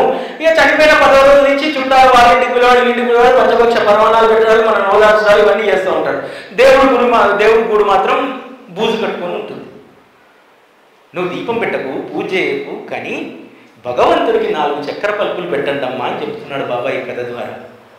సూతకంలో ఉన్నంత మాత్రాన, లేకపోతే మీకు అంటూ ముట్టున్నంత మాత్రాన భగవంతుడు ఉపవాసం ఉండాల్సిన అవసరం లేదమ్మా, అప్పుడు కూడా మీరు ఇచ్చినటువంటి దాన్ని నేను స్వీకరిస్తానని అంటున్నాడు. చాలామంది ఏదైనా పుణ్యకార్యం వచ్చిందనుకోండి, తప్పించుకోవడానికి, ఇప్పుడు ఏదైనా కార్యం జరుగుతుంది, వినాయక చవితి వచ్చింది, చందా ఇవ్వండి అంటే ఈసారి మాకు పండగ లేదండి, మా వాళ్ళలో మా పెద్దమ్మ గారు చనిపోయారు, మాకు ఈ సంవత్సరం పండగ లేదు. పండగ లేకపోతే ఏం లాభం? నువ్వు చేసుకోకు, గణపతి దగ్గర అన్నదానం చేయించు, లేకపోతే ఇంకో దగ్గర అన్నదానాలు చేయించండి, నువ్వు నీ గోత్రనామాలతో పూజ చేయించుకోకు, కానీ అక్కడ జరిగేటువంటి కార్యంలో నువ్వు పాల్గొనవచ్చు కదా, దేవుడు అడగిస్తున్నారా? అట్లా ఇటువంటి సంస్కారాలన్నింటినీ కూడా బాబా సెట్ బ్యాక్ చేస్తాడనమాట. అరే నాయన, ఇది కాదు నువ్వు ఉండాల్సినటువంటిది, ఇది కాదు నువ్వు వ్యవహరించాల్సినటువంటి తీరు అనేటువంటిది సెట్ బ్యాక్ చేస్తూ వెళ్తూ ఉంటాడు. ఇవన్నీ కూడా మనం సచరిత చదివితే అర్థమవుతుంది. సచరితని కేవలం మన కోరికల కోసం చదివితే ఏమర్థమవుతుంది? ఏమీ అర్థం కాదు. మన జీవితంలో మనం చాలా సెట్ బ్యాక్స్ చేసుకోవాల్సినటువంటి విషయాలు ఉంటాయి, వాటన్నింటినీ చేసుకోవాలి సెట్ బ్యాక్స్. లేకపోతే మన జీవితం ఎప్పుడు కూడా ఎగుడు దిగుడుగానే ఉంటుంది. ఆ సెట్ బ్యాక్స్ అన్ని, ఆ గుంతలన్నీ పూడ్చుకున్న తర్వాత, ఆ రిపేర్ అయిన తర్వాత అప్పుడు మాత్రమే మన జీవితము పరమార్థానికి ఆ పరమార్థపు దారి వెంట అది వెళ్తుంది.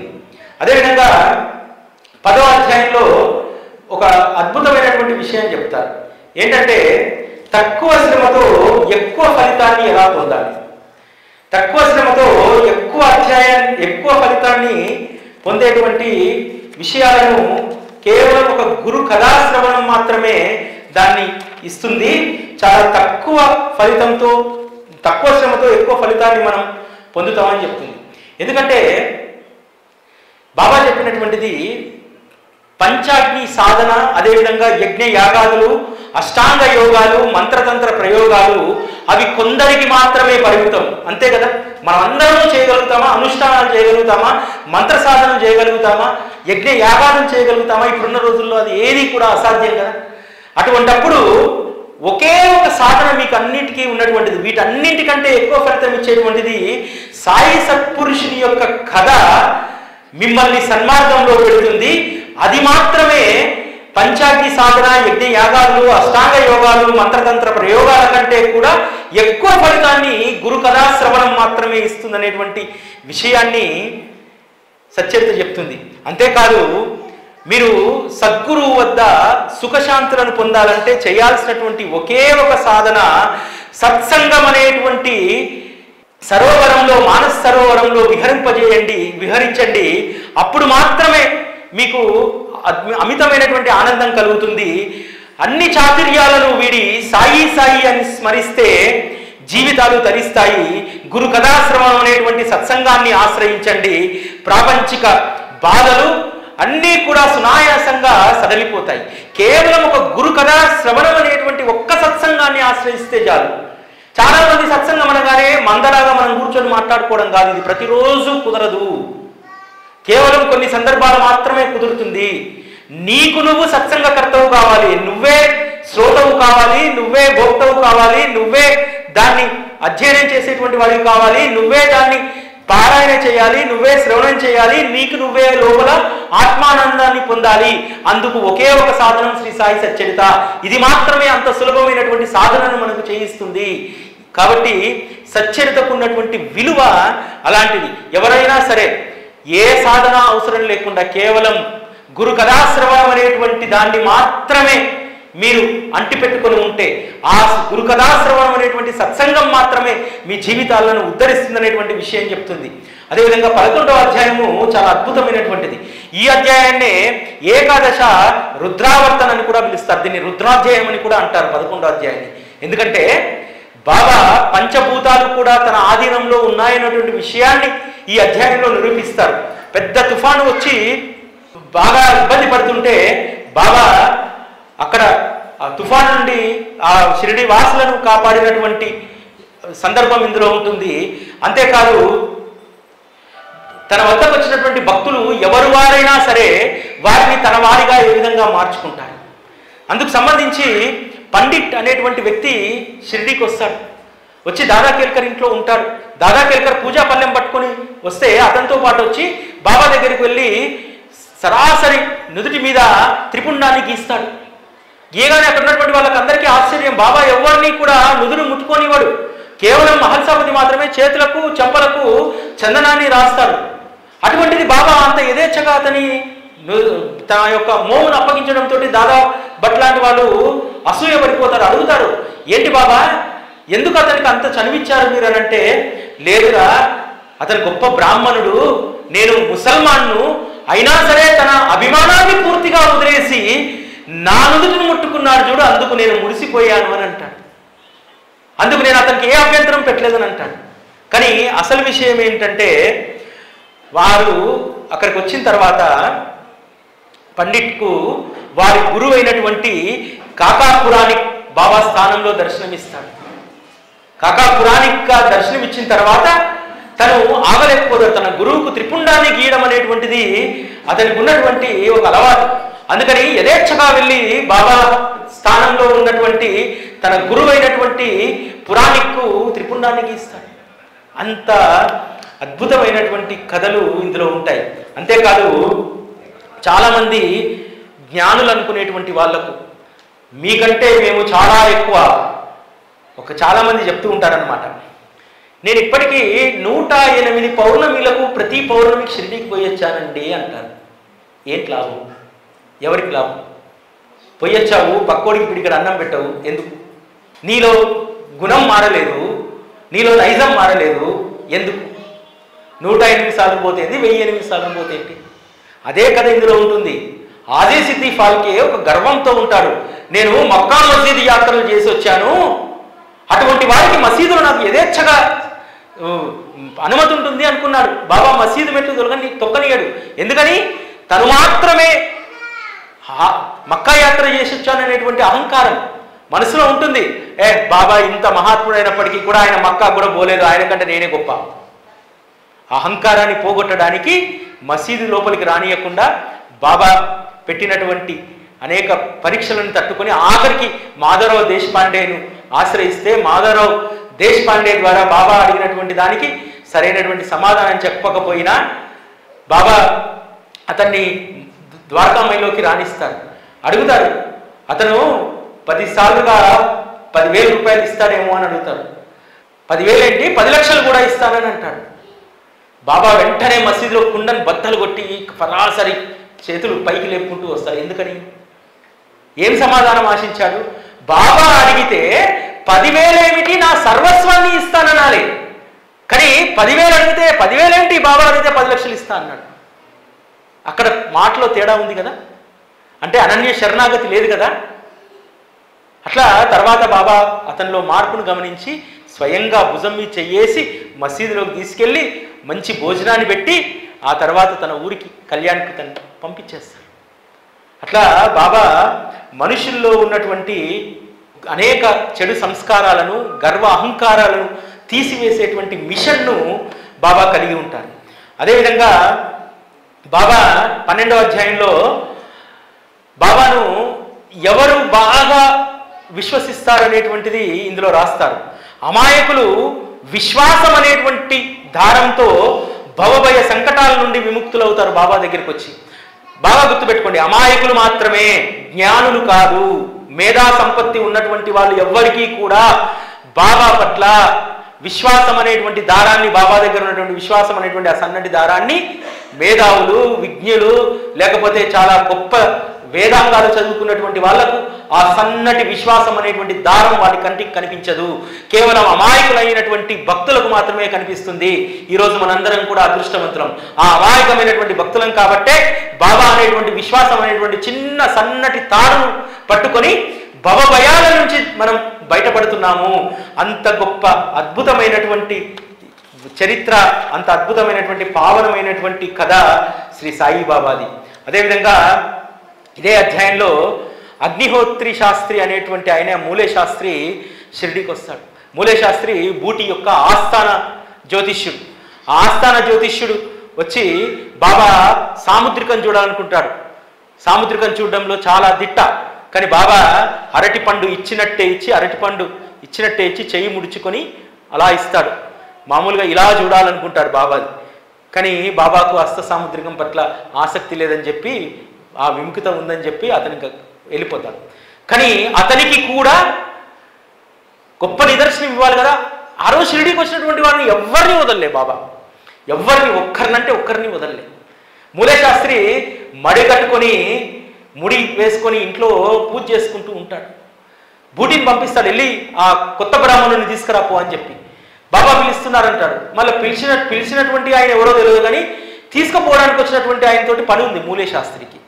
ఎందుకంటే ఈయన కోటీశ్వరుడు, అతనికి ఇతను ఆస్థాన జ్యోతిష్యుడు, బాగా డబ్బిస్తాడు. కాబట్టి కనీసం ఆయన పట్ల గౌరవం లేకున్నా బూటీ పిలిచాడు కాబట్టి వెళ్ళారు. అంతకంటే ముందే బాబా చెప్తూ వెళ్తారు లెండికి వెళ్ళేటప్పుడు, ఈరోజు గేరు వస్త్రాన్ని సిద్ధం చేయండి, నేను ఈరోజు గేరు వస్త్రాన్ని ధరించాలి అని చెప్పి బాబా కాషాయ వస్త్రం ధరించి ఆ రోజు మధ్యాహ్న హారతికి కూర్చుంటాడు. వస్తాడు మూలే శాస్త్రి, వచ్చి బాబాని చూసి వెళ్ళి టపేమని కాళ్ళపైన పడిపోతాడు. తన గురువు అయినటువంటి, గతించినటువంటి గురువు గోలప్ స్వామి రూపంలో బాబా దర్శనమిచ్చి అందరూ హారతి పాడుతుంటే గోలప్ స్వామి యొక్క జయ జయకారాలు చేస్తూ ఉంటారు. ఆ తర్వాత అందరితో పాటు కలిసి హారతి పాడతాడు. బాబా పాదాలకు సాష్టాంగం చేస్తాడు. తర్వాత సాష్టాంగం చేసి చూస్తే గోలప్ స్వామి రూపంలో ఉన్నటువంటి ఆయన సాయిబాబాగా మారిపోతారు. అప్పుడు అర్థం చేసుకుంటారు, నా గోలప్నాథుడికి సాయినాథుడికి తేడా లేదనేటువంటి విషయాన్ని గమనిస్తాడు. ఇట్లా వచ్చినటువంటి వారిని ఎవరిని వదలలే బాబా. ఎవరికి కావాల్సింది వారికి ఇచ్చేశాడు. ఎవరికి ఏ అనుభవం కోరుకుంటే అనుభవాన్ని ఇచ్చేశారు వారు. అంత గొప్ప చరిత్ర వారిది. అదేవిధంగా 13వ అధ్యాయంలో మాయ యొక్క ప్రభావం, మాయ ఎంత బలీయమైందనేటువంటిది చెప్తారు. బాబానే స్వయంగా చెప్తారు, నేను ఇల్లు వాకిలు లేని ఫకీర్ను, ఏ బాధలు లేకుండా ఒక చోట స్థిరంగా కూర్చున్నాను, అయినా తప్పించుకోవడానికి ఈ మాయ నన్ను తరచూ వేధిస్తుంది. అది నేను దాన్ని మరిచినా అది నన్ను మరవట్లేదు అని అంటాడు. మనందరం గుర్తుపెట్టుకోవాల్సింది ఏంటంటే, మాయ నుండి బయటపడడానికి ఎంత అటెన్షన్గా ఉండాలనేటువంటిది మనందరం బాగా గుర్తుపెట్టుకోవాలి. అందుకోసం ఒకటి సాధన. రోహిల్లా కథలో అదే చెప్తాడు, ఇక్కడ అదే చెప్తాడు. కేవలం ఎల్లప్పుడూ సాయి సాయి అని స్మరించినటువంటి వారిని సప్త సముద్రాల ఆవతల ఉన్నా సరే నేను రక్షిస్తానంటాడు. కాబట్టి అంత రక్షణ బాబా వద్ద ఉంటుంది. అదేవిధంగా ఈ 13వ అధ్యాయంలో ఒక అద్భుతమైనటువంటి ప్రస్తావన ఉంటుంది. మోహిని ఏకాదశి అన్నవరం సత్యనారాయణ స్వామి కళ్యాణం కదా, దానికి సంబంధించినటువంటిది. భీమాజీ పాటిల్ క్షయవ్యాధి నివారించిన తర్వాత భీమాజీ పాటిల్కు బాబా సత్యనారాయణ స్వామి రూపంలో దర్శనమిస్తారు. అప్పటి నుంచి తన ఇంటి ఇలవేలిపోయినటువంటి సత్యనారాయణ స్వామికి ప్రతి పౌర్ణమికి వ్రతం చేసేటువంటి వాడు. అటువంటిది సత్యనారాయణ స్వామి స్థానంలో బాబాను పెట్టి సాయి సత్యవ్రతాన్ని భీమాజీ పాటిల్ ఆరంభిస్తారు. అంతేకాదు వారి యొక్క లీలలు ఎంత అద్భుతమైనటువంటి అంటే, కేవలము స్వప్న దర్శనంతో క్షయవ్యాధి నివారణ కావడం ఏంటి అసలు. బాగా కలరా ఎక్కువైపోతే బూటీకి అక్రోట్ పిస్తా తాగిస్తాడు. అక్రోట్ పిస్తా ఇంకా ఎక్కువ దాహం వేస్తుంది. కానీ వారి చర్యల్లో అద్భుతమైనటువంటి మర్మం ఉంటుంది. 14వ అధ్యాయంలో బాబా చరణాలయందు ఉండాల్సినటువంటి భక్తిని ఇక్కడ ప్రస్తావిస్తారు. దయాగరులైనటువంటి సాయి తన భక్తుల కొరకు తన స్మరణ అనేటువంటి సాధన చేయించడానికి ప్రేమగా ఆత్మస్వరూప ఆనందాన్ని సచ్చరిత ద్వారా కురిపించారు. ఇందులోని సాయి కథలను ప్రేమగా వింటే శుభం కలుగుతుంది, సాయి చరణాల యందు భక్తి అభివృద్ధి అవుతుంది, సుఖాల నిధి లభిస్తుంది. సుఖాల నిధి ఎక్కడుంటుందంటే సచ్చరితలో ఉంటుంది. తవ్వుకున్న వాళ్ళకు తవ్వుకున్నంత గొప్ప సుఖాల నిధి సచ్చరితలో మనకు తెలుస్తుంది. అదేవిధంగా చాలా మంది అనుకుంటారు మేము చాలా కష్టాల్లో ఉన్నాం, ఇంకా బాబా కృప కలగట్లేదని చెప్పి. ఎవరికైతే కర్మతంత్రం తొలగిపోతుందో వారికి ఖచ్చితంగా బాబా కృప అందుతుంది. ఎట్లా? రతన్జీ వాడియా గొప్ప సేటు, నాందేడ్లో బాగా డబ్బున్నటువంటి వాడు. ఇంటి నిండా ఆడపిల్లలు, ఒక్క పుత్ర సంతానము లేదు. బయట చూసే వాళ్ళందరూ అనుకుంటారు రే సేటు కేంద్రాన్ని ఆయన గొప్ప సిరి సంపదలు ఉన్నాయి, దాంట్లో గొప్ప సుఖం కూడా ఉంది అని అనుకుంటారు. కానీ లోపల తలుపులు వేసుకొని రోజు ఏడుస్తాడు రతన్జీ వాడియా, పుత్ర సంతానం లేదని చెప్పి. దాస్కన్ మహారాజు నాందేడ్లో ఉండేటువంటి వారు. దాస్కన్ మహారాజ్ దగ్గరికి పోయి అడుగుతారు, అయ్యా మీరే నాకేదో ఒక ఉపాయం చెప్పాలి, ఈ దుఃఖాన్ని శోకాన్ని నేను ఎక్కువ రోజులు భరించలేను, మీరే ఏదో ఒకటి చేయాలని అంటే, ఒక పని చేయి, వెళ్ళి షిరిడి వెళ్ళి బాబాను దర్శించుకో అంటాడు. సర్వరోగ నివారణి. ఆయన దగ్గరికి ఎవ్వరు వచ్చినా ఇదే మంత్రం చెప్తాడు దాస్కన్ మహారాజ్. వెళ్ళి బాబాను ఆశ్రయించు అని అంటాడు.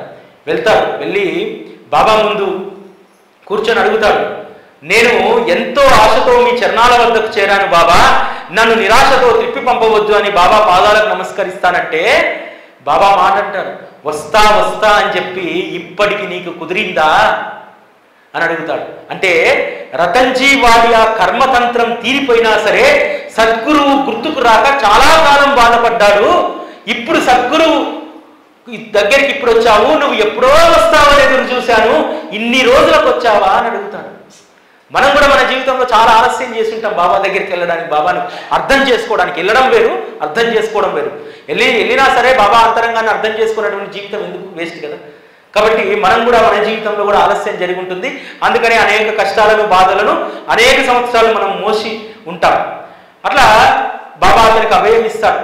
ఇక నీకు అన్ని మంచి రోజులే, నువ్వేమీ బాధపడాల్సినటువంటి అవసరం లేదని చెప్తాను. ఇట్లా అనేక విషయాలు ఈ 14వ అధ్యాయంలో ఉంటాయి. ఇక్కడ ఒక మాట చెప్తారు. రతన్జీ వాడియా అనుకుంటాడు 5 రూపాయలు దక్షిణ ఇవ్వాలి బాబాకు అనుకుంటాడు. బాబా దక్షిణ ఇవ్వమని చెప్పి అడగలే. ఏమడిగాడంటే, ఇదివరకే నాకు 3 రూపాయల 14 అనాలు ఇచ్చావు, ఇక నువ్వు ఇవ్వదలుచుకున్న దాంట్లో మిగతా బ్యాలెన్స్ అంటాడు. అర్థం కాదు రతన్జీ వాడియాకు. నేను షిరిడి వచ్చింది ఫస్ట్ టైము, ఇంతకుముందు నేను ఎప్పుడు ఇచ్చాను 3 రూపాయల 14 అనాలు? తర్వాత వెళ్ళి దాస్కన్ మహారాజుని అడిగితే, మీరు ఎవరికైనా ఇంతకుముందు మహాత్ముల సేవలో డబ్బు వినియోగించారని అడిగితే, అదే పట్టణంలో ఉంటున్నటువంటి మౌలీ సాబును ఒకరోజు ఇంటికి పిలిచి వారి శిష్య పరివారానికి భోజనం పెట్టిస్తే 3 రూపాయల 14 అనాలు ఖర్చు అయ్యాయి. ఆ మౌలీకి అన్నం పెట్టించాడు కాబట్టే, ఆ మౌలీ సేవ చేశాడు కాబట్టే బాబా అతన్ని అంత త్వరగా తన వద్దకు తెచ్చుకున్నాడు. అంటే నిన్ను ఎప్పుడూ కూడా నేను గమనిస్తున్నాను, నువ్వు కష్టంలో ఉన్నాను, నిన్ను విస్మరించానని చెప్పి నువ్వు అనుకోకూడదు. నువ్వు చేసినటువంటి పనులన్నీ నాకు తెలుసు. మౌలీ సాహెబ్కు భోజనం పెట్టినప్పుడు 3 రూపాయల 14 అనాలు ఖర్చు అయ్యాయి కదా, వాటిని కూడా నేను గుర్తుపెట్టుకున్నానని చెప్పి బాబా చెప్తారు. అదేవిధంగా ఈ అధ్యాయంలో ఒక అద్భుతమైనటువంటి ప్రస్తావన ఉంటుంది. ఏంటంటే బాబా ఎందుకు దక్షిణ అడిగేటువంటి వారు, దేనికోసం దక్షిణ అడిగేటువంటి వారు? వారు రాయిని రత్నాన్ని ఒకేలా చూసేటువంటి వారికి అసలు కాసులతో వారికి ఏం పని? ఇది కేవలము భక్తుడికి శ్రేయస్సు కలిగించడానికి. బాబా దక్షిణ ఎలా అడుగుతాడు? ఇలా కదా, బాబా చేతిలో మీరు ఇలా చేయబెడతారు కదా, దాని అర్థం ఏమిటో తెలుసా? పీకల్లో కష్టాల్లో ఉన్నటువంటి మిమ్మల్ని, అగాధంలో ఉన్నటువంటి మిమ్మల్ని, మాయలో కూరుకపోయినటువంటి మిమ్మల్ని ఆయన హస్తాన్ని దక్షిణ రూపంలో మీకు ముందు చాచి ఆ మీ చెయ్యి పట్టుకొని పైకి లాగడానికి దక్షిణ మాత్రమే. కాసుల కోసం బాబా దక్షిణ అడగడు. కేవలం మన యొక్క కర్మలను మనం మునిగి ఉన్నటువంటి ఆ కూపంలో నుంచి బయటికి తీసుకురావడానికి వారి చెయ్యిని చాచి వారి చేతిలో చెయ్యేయించుకొని వారి చెయ్యితో అలా పైకి లాగుతారు. అందుకోసం వారు దక్షిణ అడుగుతారు. ఇది సచ్చరిత చెప్పేటువంటి గొప్ప మర్మం. సాయి టీవీలో ఎప్పుడు ఏ కార్యక్రమం పెట్టినా దక్షిణ అడుగుతారేంటి? కేవలం దక్షిణ కోసమేనా? అది ఉంటే కదా బాబా గుర్తుండేది నీకు. అదెవరో కాదు, సాయి టీవీలో ఈ ప్లాట్ఫామ్ ఉపయోగించుకొని ఈ ప్లాట్ఫామ్ ద్వారా పేరు ప్రఖ్యాతలు సంపాదించినటువంటి వాళ్ళే ఈ విమర్శ చేసినటువంటి వాళ్ళు ఉన్నారు. నాకు బాధ కలగలేదు, నవ్వొచ్చింది. బాబా గురించి అద్భుతంగా చెప్పేటువంటి వాళ్ళకే బాబా అవగాహన కాలేదంటే నిజంగా బాబా చాతుర్యం ఎంత గొప్పది. చాలా ముచ్చటేసింది, నాకు సంబరం వేసింది ఆ విషయం తెలిసి. ఎందుకు బాబా దక్షిణ అడుగుతారు? దక్షిణ ఏమైనా ఆయన గూడు కట్టుకోవడానికి లేకపోతే సంపాదించుకోవడానికి కాదు ఆయన అడిగేటువంటి దక్షిణ, ఇటువంటి కార్యక్రమాలను నిర్వహించడానికి. ఇప్పుడు ఏసీ వేసుకొని కూర్చున్నాం, లైట్లు వేసుకొని కూర్చున్నాం, సాయిబాబా పేరు చెప్తే కరెంటు వాళ్ళు చింపేయరు. సాయి టీవీలో అద్భుతమైనటువంటి కార్యక్రమాలు టెలికాస్ట్ కోసం సాయిబాబా పేరు చెప్తే సర్వీస్ ప్రొవైడర్లు ఫ్రీగా కనెక్టివిటీ ఇవ్వరు. సాయిబాబా పేరు చెప్తే ఒక్కసారి ఏదో ఊళ్ళో ఒక సేటు బియ్యం బస్తా వేసిపోతాడు, ప్రతిరోజు వేయడు సేటు కూడా. కాబట్టి దక్షిణ అనేటువంటి దేనికోసం అంటే కూపస్థ మండపంలో కూరుకుపోయినటువంటి నిన్ను బాబా చేయబట్టి లాగడానికి అది ఉపయోగపడుతుంది. అందుకోసం దక్షిణ అనేటువంటి విషయాన్ని చాలా అద్భుతంగా 14వ అధ్యాయం చెప్తారు. ఎవరికైనా దక్షిణ అనేటువంటి విషయంలో సంశయం కలిగినటువంటి వాళ్ళు తక్షణం 14వ అధ్యాయం చదవండి, మీ యొక్క భ్రమలన్నీ కూడా పటాపంచలైపోతాయి. ఇక 15వ అధ్యాయం చాలా అపురూపమైనటువంటి అధ్యాయం. ఎంత అద్భుతమైనటువంటి అధ్యాయం అంటే మనందరికీ కూడా కలకండ వంటిది ఈ అధ్యాయం. కేవలం బాబా చిత్రపటం చూసి దాస్గన్ మహారాజ్ చెప్తున్నటువంటి కీర్తనను విని బాబాకు మొక్కుకుంటే పర్మనెంట్ ఉద్యోగం వచ్చేస్తుంది చోల్కర్కు. వచ్చిన తర్వాత మొక్కుకున్నటువంటి మొక్కు, నేను షిరిడీకి వెళ్ళాలి, కలకండ పంచి పెట్టాలి అనేటువంటి మొక్కు తీరడానికి డబ్బులు లేవు. ఏం చేస్తాడు చోల్కరు? టీలో చక్కెర మానేస్తారంటారు.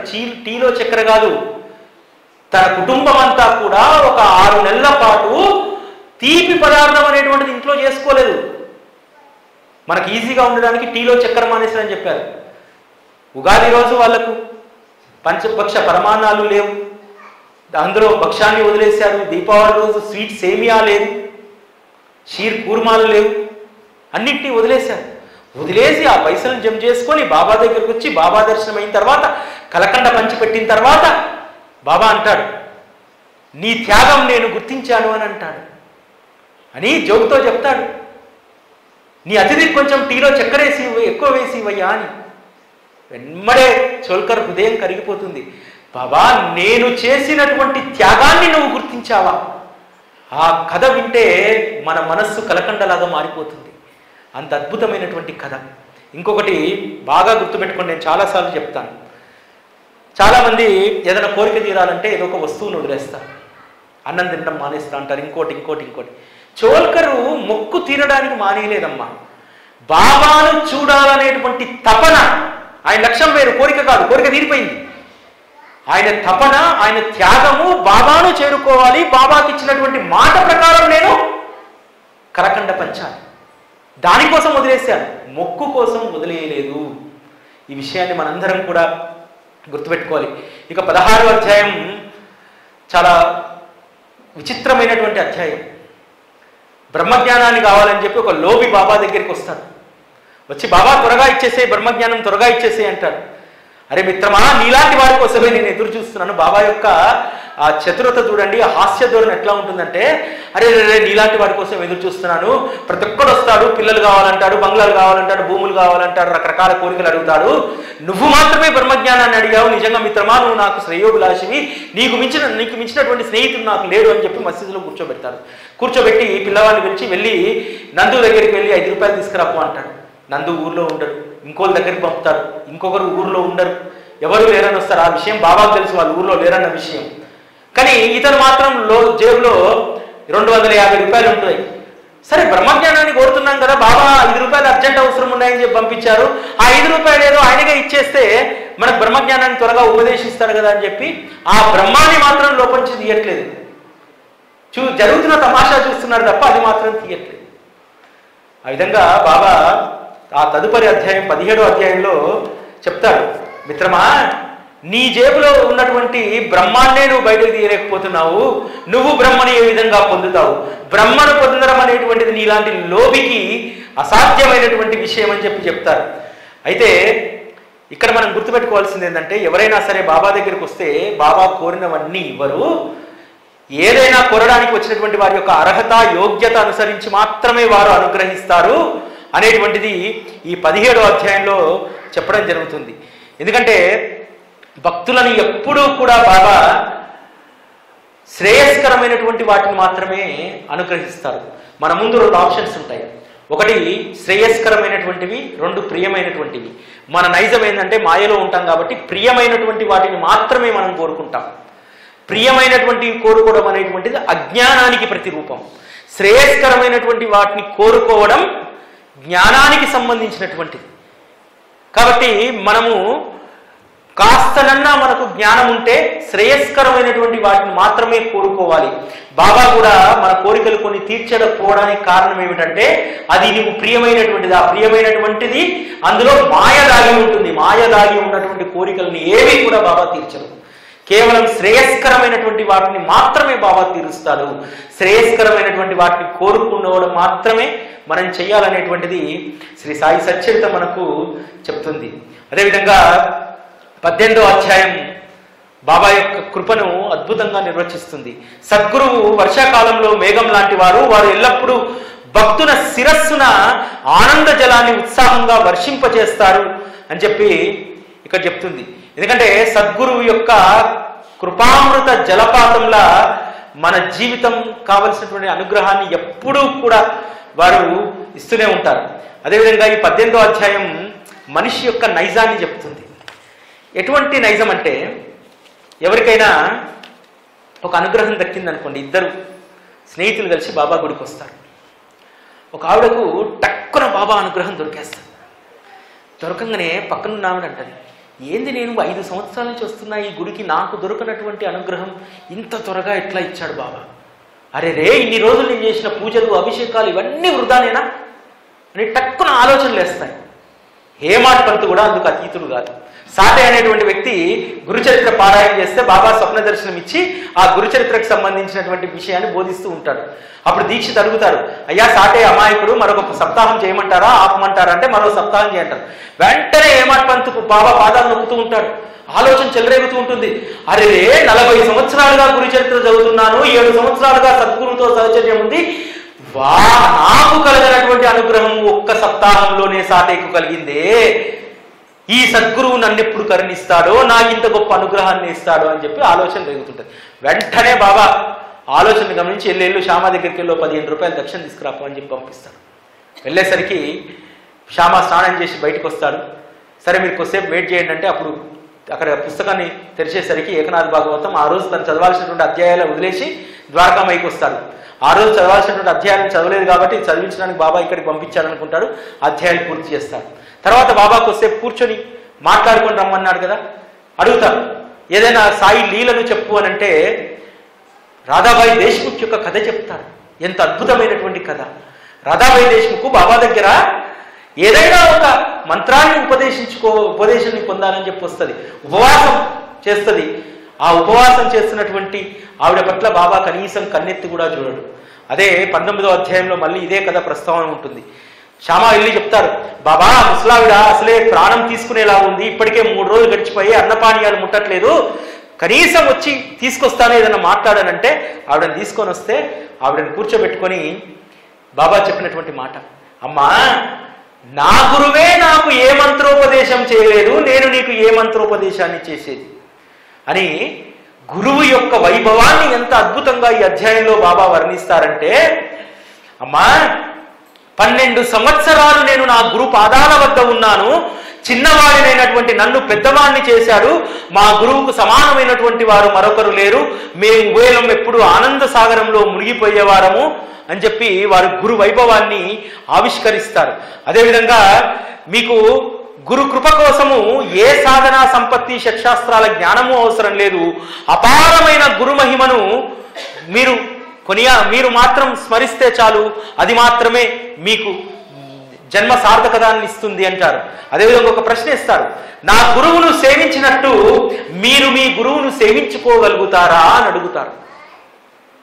నిజంగా మనము బాబా చెప్పినటువంటి గురు వైభవంలో ఉన్నటువంటి అనేక విషయాలను ఏం చెప్పాడు, 12 సంవత్సరాల వయసులో వెళ్ళినప్పుడు చిన్నవాడినైనటువంటి నన్ను పెద్దవాడిని, వయసులో శరీరంలో కాదు జ్ఞానంలో పెద్దవాడిని చేశాడు, అంతగా గురువు యొక్క సంరక్షణ ఉంటుందని చెప్పి చెప్తాడు. అమ్మా మీరు ఏమీ చేయాల్సినటువంటి అవసరం లేదు, కేవలం నా సచ్చిత్ ఆనంద స్వరూపాన్ని ధ్యానించండి, అదే నా స్వరూపమని భావించండి.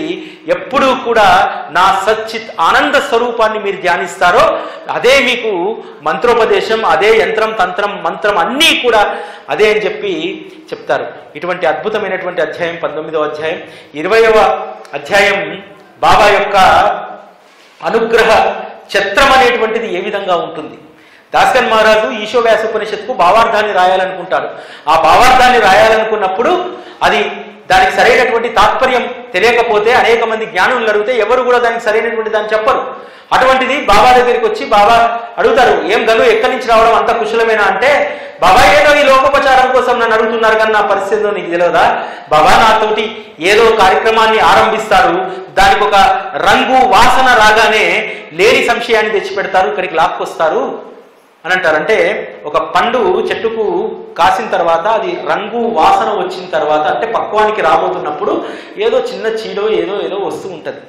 అటువంటి సమయంలో అది ఇబ్బంది ఎదుర్కొంటుంది. అట్లాగే చేపట్టినటువంటి పనికి రంగు వాసన రాగానే మీరు ఏదో ఒక సంకటం తెచ్చి మమ్మల్ని ఇక్కడ దాకా రప్పిస్తారు, మీకు తెలియదు కాదు అని అంటారు.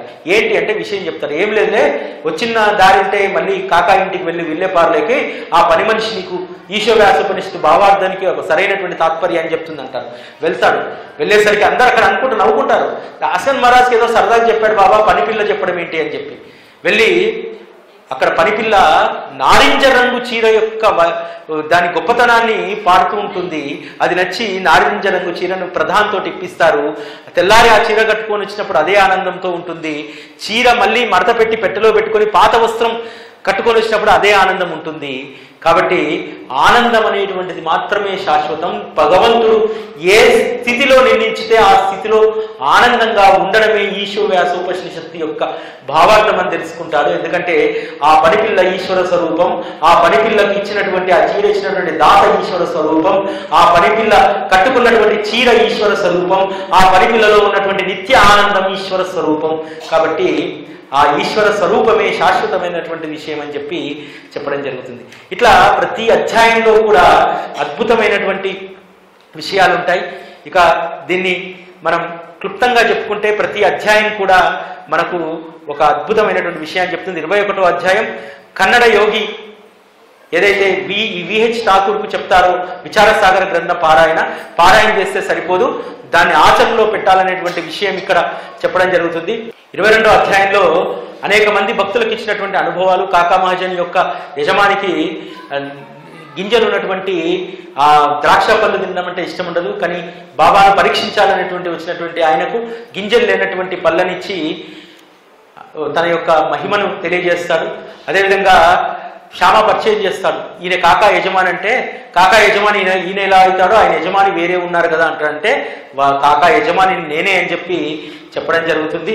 అట్లే 24వ అధ్యాయం అద్భుతమైనటువంటిది. పరిహాసంతో కూడినటువంటి కథ ఉంటుంది. శనిగల లీల. హేమాడ్ పంతు శనిగలు తెచ్చుకొని ఒక్కడే తింటున్నాడు, ఒక్కడే తినేటువంటి బుద్ధి తనకుంది అని చెప్పి బాబా అంటే, బాబా నాకు ఆ బుద్ధి లేదనంటే, ఇతరులకు పెట్టకుండా నేను తినను, పక్కవారికి పెట్టకుండా అంటే, మరి ఎవరు లేకపోతే ఎవరికి పెడతావు అంటే, మరి నేనేం చేసేది బాబా, ఎవరు లేకపోతే నేను ఎవరికి పెట్టేది అని అంటాడు. ఎవరు లేకపోతే ఎప్పుడు నేను నీతో ఉండనా, నన్ను స్మరించి తింటే నాకు సమర్పించినట్టు కాదా అని చెప్పి హేమాడ్ పంతుని అడుగుతాడు. అప్పుడు మనస్సులో బలంగా ముద్రించకపోతుంది. ఆ ముద్రించకపోయినటువంటి దాని యొక్క ప్రతిరూపమే 40వ అధ్యాయంలో బాబా హోలీ పౌర్ణమికి వస్తానన్నప్పుడు అంత స్థిర నిశ్చయంతో హేమాడ్ పంతు కూర్చోవడానికి కారణం ఏమిటంటే, అంతకంటే ముందే ఇచ్చినటువంటి శనిగల లీల అనుభవమే అద్భుతమైనటువంటి హోలీ భోజనం అనేటువంటి ఘట్టాన్ని హేమాడ్ పంత్ ఇంట్లో ఆవిష్కృతం చేస్తుంది. అదేవిధంగా 25వ అధ్యాయంలో భక్తులను ప్రేమించేటువంటి బాబా ఎల్లప్పుడూ వారిని రంజింపజేస్తారు. సాయిపై అనన్యమైనటువంటి భక్తి ఉంటే చాలు, భక్తులు కోరుకున్నటువంటి వారికి కొదవ ఉండదు. సాయి సచ్చరిత అనే అమృతపు చలివేంద్రాన్ని ఏర్పాటు చేసి భవతాపాలను తీరుస్తూ భక్తుల యొక్క అరిష్టాలను కష్టాలను తొలగించేటువంటి కథలు ఇందులో ఉంటాయని చెప్పి చెప్తారు. ఈ 25వ అధ్యాయము మన జీవితాలకు ఒక పెద్ద గుణపాఠం. దాము అన్న ఉన్నటువంటి అత్యాశ ఏదైతే ఉంటుందో, తను వ్యాపారంలో లక్షలు సంపాదించుకోవాలని చెప్పి బాబా కూడా ప్రలోభ పెట్టాలని చూస్తాడు. బాబా వచ్చిన లాభాల్లో మీకు కూడా కొంతిస్తా అంటే నేను దీంట్లో జోక్యం చేసుకోని అంటాడు. ఆ వ్యాపారం చేసినటువంటి స్నేహితులందరూ మునిగిపోతారు. ఆ తర్వాత గోధుమల వ్యాపారం చేస్తా అంటే వద్దు, నువ్వు నిల్వ చేసినటువంటిది రూపాయికి 4 సేర్లు కొంటే 8 సేర్లు అమ్మాల్సి వస్తుంది, అందులో నష్టపోతా ఉంటాడు. అది అలానే జరుగుతుంది. తద్వారా ఆ సేటుకు అది అనుభవం అవుతుంది. అప్పటి నుంచి ఎప్పుడూ కూడా తనకు ఎప్పుడు అత్యాశ కోసం పోడు. ఇది కేవలం దాము అన్నకు సంబంధించినటువంటి కథ కాదు. మన జీవితాలకు ఎప్పుడూ కూడా ఈ తరం కాదు, ఇంకా 100 తరాలు మారినా సరే అత్యాశ అనేటువంటిది చాలా ప్రమాదకరమైనటువంటిది. భగవంతుడు ఇచ్చినటువంటి ఉపాధిలో మనం స్థిరంగా ఎలా ఉండాలనేటువంటిది 25వ అధ్యాయం చెప్తుంది. 26వ అధ్యాయం బాబాకు బాహ్యోపచారాల పూజ కంటే కూడా మానసికంగా చేసేటువంటి పూజ చాలా ప్రీతికరమైనటువంటిది అని ఉంటుంది. ఇందులో పంత్ అనేటువంటి భక్తుడు షిరిడీకి వస్తే ఆల్రెడీ ఇతర గురువు యొక్క ఆశ్రితుడు. అతను స్పృహ తప్పి పడిపోతే అతన్ని తట్టి లేపి నీ గురువు పట్ల నువ్వు ఇంకా విశ్వాసాన్ని పెంచుకో అని చెప్పి బాబా చెప్తాడు. ఇక్కడ ఏంటంటే బాబా ఎప్పుడు కూడా ఏ భక్తుడిని బలవంతంగా తన పాదాల వద్ద కట్టేసుకోవాలనుకోడు. ఎవరైతే ఏ గురువులను మీరు ప్రేమిస్తారో, ఏ గురువులనైతే ఆశ్రయిస్తారో వారి పట్ల పరిపూర్ణమైనటువంటి విశ్వాసాన్ని ఉంచుకోండి. ఒకే దగ్గర నీ దృష్టిని పెట్టు, 10 చోట్ల కాదనేటువంటి విషయాన్ని చెప్తాడు. అదేవిధంగా హరిశ్చంద్ర పితాలే తన కొడుకు మూర్ఛ వ్యాధి నయం కోసం ఇక్కడికి వస్తే హరిశ్చంద్ర పితాలేకు కొడుకు మూర్ఛ రోగం నివారణ చేసి మరొక 3 రూపాయలు ఇచ్చి వీటిని భక్తితో ఇంట్లో పూజించుకో, ఆల్రెడీ నీకు 2 రూపాయలు ఇచ్చానంటాడు. కానీ తనకు అర్థం కాదు. తల్లి చెప్తుంది, అరే నాయన నీలాగానే నువ్వు చిన్నగా ఉన్నప్పుడు నీ కొడుకుని ఎట్లా తీసుకెళ్ళావో నిన్ను కూడా చిన్నగా ఉన్నప్పుడు మీ నాయన అక్కలకోటకు తీసుకెళ్లాడు.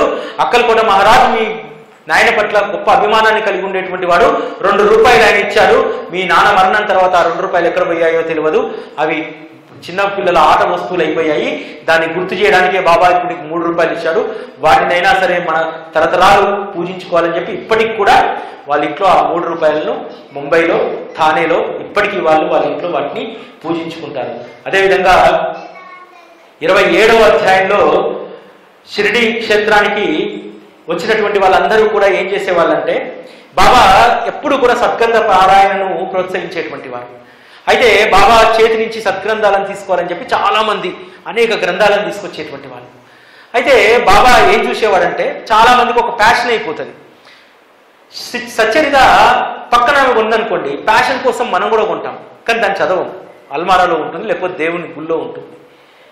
అట్లాగే చాలా మంది బాబా నుంచి కూడా బాబా చేతి నుంచి ఒక గ్రంథం తీసుకుంటే పుణ్యం వస్తుంది కదా అని చెప్పి చాలా మంది గ్రంథాలు పట్టుకొచ్చేవారు. ఆ గ్రంథం యొక్క మహిమ ఎంత తెలుసో బాబాకు, ఆ భక్తుడి యొక్క యోగ్యత కూడా తెలుసు కదా. ఏం చేసేవాడంటే గ్రంథాలు పట్టుకురాగానే కొంతమందికి ఏమో ఇచ్చేసేవాడు తిరిగి, కొంతమంది గ్రంథాలను తీసి శ్యామాకి ఇచ్చేసి, శ్యామా ఇది మన దగ్గర పెట్టుకో, మన ఖజానాలో ఉంచు దీన్ని అనేటువంటి వారు. శ్యామ తీసుకెళ్లి ఇంట్లో పెట్టేవారు. చాలా మందికి అర్థం కాలేదు ఎందుకు బాబా ఈ గ్రంథాలన్నింటినీ వాళ్ళకి ఇస్తున్నాడు. ఒకటి కారణం ఏంటంటే ఆ భక్తుడికి ఆ చదివే యోగ్యత లేకపోతే దాన్ని తిరిగి ఇచ్చేటువంటి వారు కాదు. రెండో కారణం బాబా చెప్తారు, షిరిడీ పవిత్ర క్షేత్రానికి దేశ విదేశాల నుండి భక్తులు వచ్చి ఇక్కడ జ్ఞాన యజ్ఞాన్ని చేస్తారు. అప్పుడు ఈ గ్రంథాలు అవసరం పడతాయి. నేను నా ధామానికి వెళ్ళిపోయిన తర్వాత శ్యామా వీటిని తీసి చూపుతారు. ఈ గ్రంథాలు నా ప్రతిరూపం అవుతాయి అన్నాడు. ఎస్, ఈరోజు శ్రీ సాయి సచ్చరిత బాబా చెప్పినట్టుగానే సకల గ్రంథాలకు ప్రతిరూపము శ్రీ సాయి సచ్చరిత. శ్రీ సాయి సచ్చరితలో గీత ఉవాచ ఉంటుంది, రామాయణంలో ఉన్నటువంటి త్యాగం ఉంటుంది, రామాయణంలో ఉన్నటువంటి ధర్మం ఉంటుంది, రామాయణంలో ఉన్నటువంటి విలువలు ఉంటాయి. శ్రీకృష్ణ పరమాత్మ చేసినటువంటి గీత బోధ కూడా ఇందులో ఉంటుంది. ఈ గ్రంథాలన్నీ నా ప్రతిరూపాలు అవుతాయి అన్నాడు. ఆ గ్రంథాలన్నింటినీ మేళవించి సచ్చరిత అనేటువంటి ఆయన ప్రతిరూపాన్ని మనకు అందించారు. ఇంత అద్భుతమైనటువంటి సద్గురువు మనకు ఈ జన్మలో మనకు లభించినందుకు అదృష్టం. సప్తశృంగి మాత పూజారి, సప్తశృంగి మాత గొప్ప శక్తి కలిగినటువంటి తల్లి. అటువంటి తల్లి దగ్గర ఉన్నటువంటి పూజారికి మనస్సు ఆందోళనగా ఉంటే బాబా దగ్గరికి వెళ్ళంటారు. బాబా దగ్గరికి వెళ్ళంటే ఈశ్వరుడు అని చెప్పి త్రయంబకేశ్వరు వెళ్ళి అక్కడ ఉన్నా సరే మనస్సు కుదుటపడదు. మళ్ళీ వచ్చి అమ్మని అడిగితే, అమ్మా అయ్యా నువ్వు వెళ్ళాల్సింది బాబా అంటే శివుడి దగ్గరికి కాదు, షిరిడిలో ఉంటారు సాయిబాబా, ఆయన దగ్గరికి వెళ్ళు, నీ మనస్సు శాంతిస్తుంది అంటారు. ఇట్ ద సేమ్ ఆపరేషన్ ఇంకొకటి షిరిడిలో జరుగుతుంది. అప్పటి వరకు గుర్తురానటువంటి మొక్కులను ఒక జ్యోతిష్యుడు వచ్చి శ్యామ తమ్ముడు గుర్తు చేస్తే, మీరు ఇలా ఉండడానికి కారణం మొక్కులు చెల్లించకపోవడమే అని చెప్పి ఆ మొక్కులను గుర్తు చేస్తాడు. శ్యామ చిన్నగా ఉన్నప్పుడు ఆరోగ్యం బాగాలేకపోతే వాళ్ళ అమ్మ మొక్కుకుంటుంది, నా కొడుకు బాగైతే తీసుకొచ్చి నీ ఒళ్ళో వేస్తా అని చెప్పి. ఆ మొక్కు చెల్లించలేదు. తర్వాత వాళ్ళ తల్లి అనారోగ్యంతో ఉన్నప్పుడు తల్లి స్తనాల పైన తామరలేస్తే ఆ అమ్మకు వెండి స్తనాలు చేయిస్తా అని చెప్పి మొక్కుంటుంది. ఆ మొక్కులు చెల్లించకపోవడమే దానికి అరిష్టం అని చెప్పి చెప్తారు. వెంటనే ఆ స్తనాలు చేయించుకొచ్చి బాబాకు సమర్పించి, బాబా నువ్వే నా సప్తశృంగి మాతకు మొక్కులు తీసుకుంటారే నాయన, ఎక్కడ చెల్లించాల్సిన బాకీ అక్కడే చెల్లించాలి, వెళ్ళి అమ్మకు చెల్లించు అని అంటాడు. వెళ్ళి సప్తశృంగి మాత దగ్గరికి వెళ్ళి పూజారితో కలిసి మాట్లాడుతున్నప్పుడు, ఎక్కడి నుంచి వచ్చారంటే షిరిడి నుంచి వచ్చానంటే, నేను కూడా ఈసారి వస్తాను, షిరిడికి రావాలని చెప్పి ఎన్నో రోజులు ఎదురు చూస్తానని చెప్పి కాకాజీ వైద్య వారి వెంట శ్యామ వెంట షిరిడికి వస్తారు. బాబా చూసిన తర్వాత అప్పటి వరకు ఉన్నటువంటి మనస్సు అలజడి మొత్తం కూడా పోతుంది. అసలు ఒక ఉపన్యాసము లేదు, ఒక అనుగ్రహము లేదు, ఒక ఆశీర్వాదము లేదు, ఏమీ లేదు. కేవలం దృష్టి చేత మాత్రమే కాకాజీ వైద్య యొక్క మనస్సు ప్రశాంతత చేకూరుస్తుంది. అంటే తల్లి దగ్గర దొరకనటువంటి సమాధానం బాబా దగ్గర తనకు దొరికింది, తన పడుతున్నటువంటి వేదనకు. అదేవిధంగా గీతా సారానికి అర్థం చెప్తారు. అందులో అద్భుతమైనటువంటి విషయం ఏమిటంటే, ఇది అందరూ గుర్తుపెట్టుకోవాల్సినటువంటిది, జ్ఞానం అనేటువంటిది ఎక్కడో లభించేటువంటి వస్తువు కాదు. జ్ఞానం అనేటువంటి దానికి రూపం ఉండదు. ఆల్రెడీ జ్ఞానం నీ అంతర్గతంగా ఉంటుంది. నిప్పు పైన బూడిది కమ్ముకున్నట్టు జ్ఞానం పైన అజ్ఞానం అనేటువంటి మసగ కప్పబడి ఉంటుంది. ఆ అజ్ఞానం అనేటువంటి మసగ తొలగిపోయినప్పుడు జ్ఞానం ప్రకాశిస్తుంది. జ్ఞానం ఒకరు ఉపదేశించేటువంటిది కాదు, ఒకరిస్తే తీసుకునేటువంటిది కాదనేటువంటి విషయాన్ని ఈ అధ్యాయం చెప్తుంది. చాలా అద్భుతమైనటువంటి అధ్యాయం. అంతేకాదు ఇదే అధ్యాయంలో బూటీకి శ్యామాకు ఒకేసారి బాబా స్వప్న దర్శనం ఇచ్చి వాడాను కట్టమని చెప్తారు. బూటీ శ్రీమంతుడు కాబట్టి ఆ వాడాకు ప్లాన్ గీయించి ఆ వాడ పనులను ప్రారంభిస్తారు. దాంతోపాటు మధ్యలో ఒక ఆలయాన్ని కట్టాలనేటువంటి ప్రతిపాదన వచ్చినప్పుడు దానికి బాబా సమ్మతి తెలిపి స్వయంగా శ్యామతోటి ఆ భూగృహానికి శంకుస్థాపన చేయిస్తారు. శ్యామ అంటే ఎంత ప్రేమో చూడండి. తను సమాధి తీసుకునేటువంటి తన శరీరాన్ని సేద తీర్చేటువంటి ఆ గద్దె నిర్మాణానికి శ్యామతో కొబ్బరికాయ కొట్టిస్తాడు.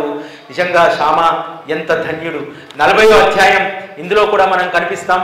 అనేక సందర్భాల్లో బాబాను పిలుస్తాం, మర్చిపోతాం. అట్లాగే బివి దేవ్ తన తల్లి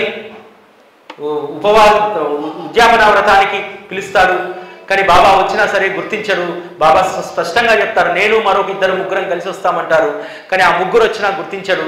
బాబా నువ్వు రాలేదేందని చెప్పి లేఖ రాస్తే, నేను అదే రూపంలో వస్తానని చెప్పి అవివేకంతో ఉన్నటువంటి నన్ను నువ్వేలా గుర్తిస్తావు? నేను ఒక సాధువు రూపంలో రాలేదా? నాతో పాటు ఇద్దరు కుర్రవాళ్ళు రాలేదా? మొత్తం ముగ్గురం కలిసి రాలేదా? వాడు మాకు కొసిరి వడ్డించలేదా? మేము తినలేదా అని చెప్పి జాబు రాస్తే సిగ్గుపడిపోతాడు బివి దేవ్. ఆ తర్వాత హేమాడ్ పంత్కు హోలీ తెల్లవారుజామున బాబా స్వప్న దర్శనం ఇచ్చి, బాబా కాదు అసలు ఒక సాధువు, ఒక యువ సాధువు దర్శనం ఇస్తాడు. నేను ఈరోజు మీ ఇంటికి భోజనంకి వస్తా అంటే బాబాయే స్వయంగా వస్తారనేటువంటి దాంతో ఉండి, అంతేకాదు బాబా స్వయంగా రాకపోయినా ఆ రోజు ఎవరు వచ్చినా సరే అది బాబా ప్రతిరూపమే అని చెప్పి అనుకున్నాడు. ఆఖరికి బాబా చిత్రపట రూపంలో వస్తారు. బాబా నువ్వు ఎవరి రూపంలో వస్తారు అనుకుంటే నువ్వు సాక్షాత్తు నీ రూపంలోనే వచ్చావు అని చెప్పి హేమాడ్ పంత్ అనుకుంటారు. ఎందుకంటే చెప్పినటువంటి దానికి అనుభవాన్ని తప్పకుండా బాబా ఇస్తారు. హేమాడ్ పంత్ మొదటి నుంచి ఏం రాసుకుంటూ వస్తారు, బాబాకు వారి ప్రతిబింబానికి వారి చిత్రపటానికి తేడా లేదు అని అంటారు. అది తెలియజేయడానికి బాబా చిత్రపట రూపంలో వచ్చి, నాకు నా చిత్రపటానికి తేడా లేదన్నావు కదా, ఇగో నేను చిత్రపట రూపంలో వచ్చాను పో, ఈ చిత్రపటం నేనే అనేటువంటి భావనను హేమాడ్ పంత్లో స్థిరం చేశాడు. అందుకని అంత నిక్కచ్చిగా, అంత అథెంటిక్గా సచ్చరితలో హేమాడ్ పంత్ అనేక సందర్భాల్లో ప్రస్తావిస్తారు బాబాకు బాబా చిత్రపటానికి తేడా లేదని చెప్పి. ఎందుకంటే ఒకానొక సందర్భంలో బాబా దగ్గరికి వచ్చినటువంటి బాలాబువాతో అంటారు, ఇతను నాకు 2 సంవత్సరాలుగా తెలుసు అంటాడు. అరే షిరిడీకి వచ్చింది ఇప్పుడే 2 సంవత్సరాలుగా ఎట్లా తెలుసు? ఒకరోజు బాలాబువా దారిన వెళ్తూ ఓ షాప్లో బాబా ఫోటో కనిపిస్తే నమస్కారం చేశాడు. ఎప్పుడు? 2 సంవత్సరాల క్రితం.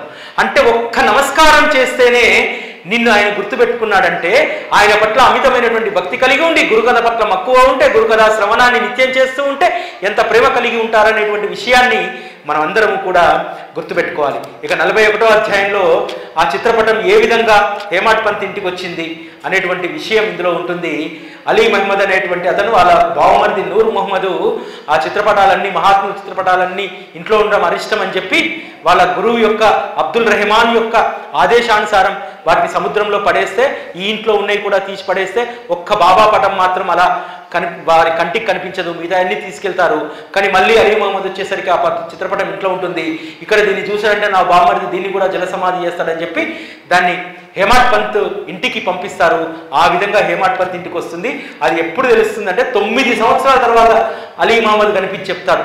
అప్పుడు ఇప్పుడు కాదు, ఆ సంఘటన జరిగి అంటే 1917 తర్వాత 9 సంవత్సరాలకు కలిసి ఆ విషయం చెప్తారు. ఇక 42వ అధ్యాయంలో ముఖ్యంగా బాబా యొక్క మహాసమాధి ప్రస్థానం ఉంటుంది. నిజంగా మహాసమాధి ప్రస్థానానికి సంబంధించినటువంటి కథ వినడానికి ఎవరికి ఆసక్తి ఉండదు, కానీ ఇందులో కూడా అద్భుతమైనటువంటి విషయాలు ఉంటాయి. బాబా ఏ విధంగా వారి యొక్క సమాధి స్థలాన్ని ముందుగానే ఎంపిక చేసుకున్నారు. ఒక పెంట కుప్ప పైన బాబా పడుకునేటువంటి వాడు. అటువంటి పెంట కుప్ప పైన బాబా పడుకుంటున్నారని చెప్పి జనులందరూ కూడా అక్కడ అశుద్ధం వేయడం మానేస్తారు.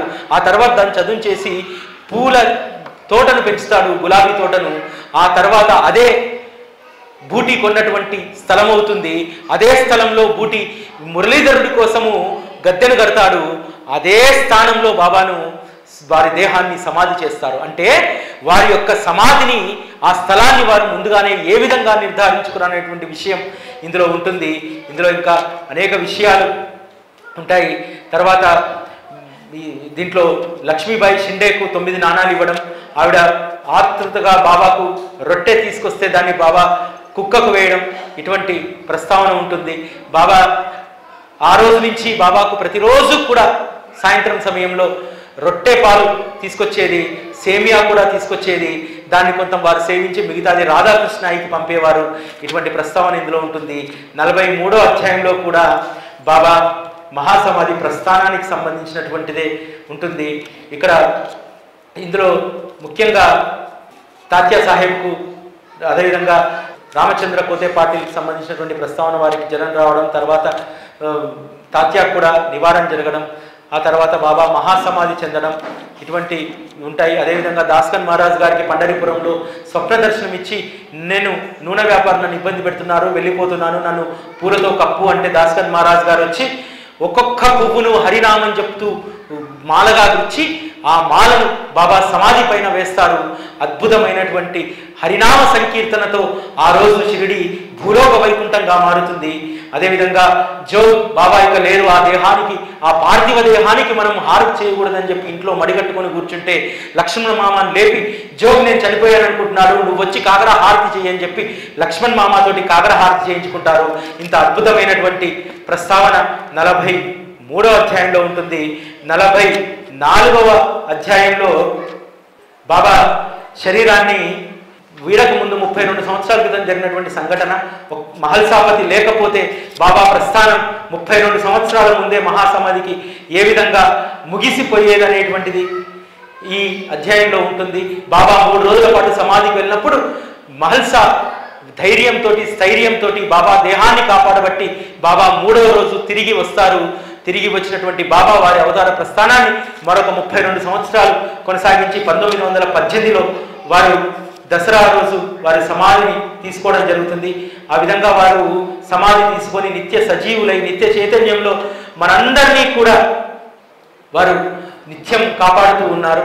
బాబా మహాసమాధి తర్వాత చాలా మందిలో దైన్యం వచ్చింది. ఎందుకంటే ఆ రోజు చాలా మంది ఏంటంటే శరీరంతో ఉన్నటువంటి గురువును ఆశ్రయిస్తే చాలా ఆనందంతో ఉండేవారు.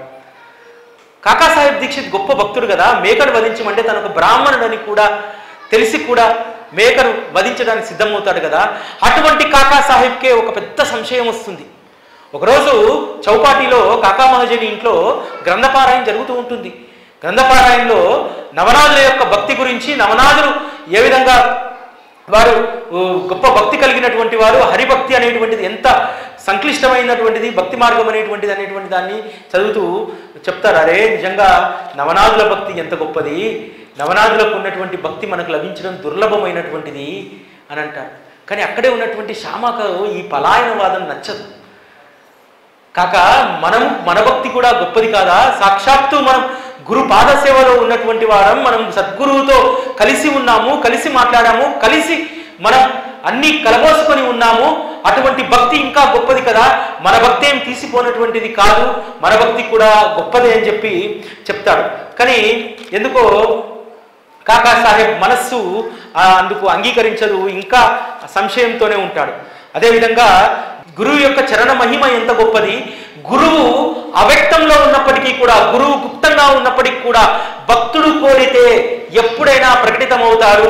గురు చరణాల పట్ల ఉన్నటువంటి భక్తి ఏ గొప్పదనేటువంటి విషయాన్ని ఈ సందర్భంగా రుజువు చేస్తారు. ఆనందరావు పాకడే అనేటువంటి వ్యక్తి వచ్చి శ్యామతో విషయం చెప్తూ ఉంటాడు.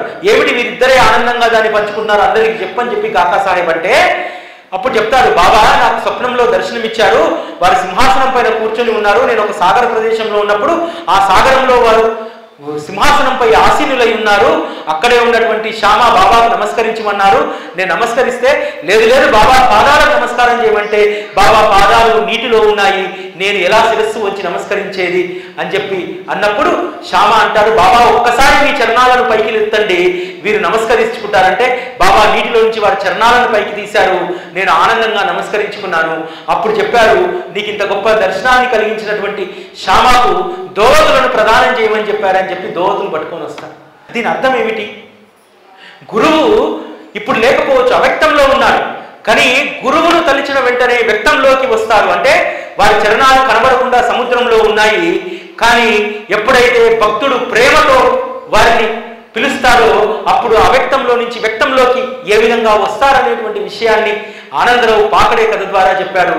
మీ పట్ల ఎప్పుడూ కూడా నేను వ్యక్తమైనటువంటి స్థితిలోనే ఉంటాను, నేను అవ్యక్తంగా గుప్తంగా ఉన్నప్పటికీ కూడా మీరు పిలిచిన వెంటనే నేను ప్రకటితమవుతాననేటువంటి విషయాన్ని చెప్పాడు. మీ భక్తి కూడా గొప్పది అని చెప్పి చెప్తారు. అయితే ఆనందరావు దోవతులు ఇవ్వడానికి వస్తే దాన్ని కాకా సాహెబ్తో ఇప్పిద్దామంటే తీసుకోడు శ్యామ. నీకంటే బాబా చెప్పాడు స్వప్నంలో, నాకు కూడా చెప్పాలి కదా అంటే కాకా సాహెబు అంటాడు, మనకు పద్ధతి ఉంది కదా, చీటీలు వేద్దామని చెప్పి చీటీలు వేసి చిన్నపిల్లవాడితో తీస్తే తీసుకో అని చెప్పి వస్తుంది దోవతులు తీసుకోమని. అప్పుడు శ్యామ దోవతులు తీసుకుంటాడు. ఎందుకంటే బాబా సమాధి అయిన తర్వాత, బాబా శరీరంతో ఉన్నప్పుడు బాబా ఆజ్ఞ లేనిది ఏ పని కాకా సాహెబ్ చేయకపోయేటోడు.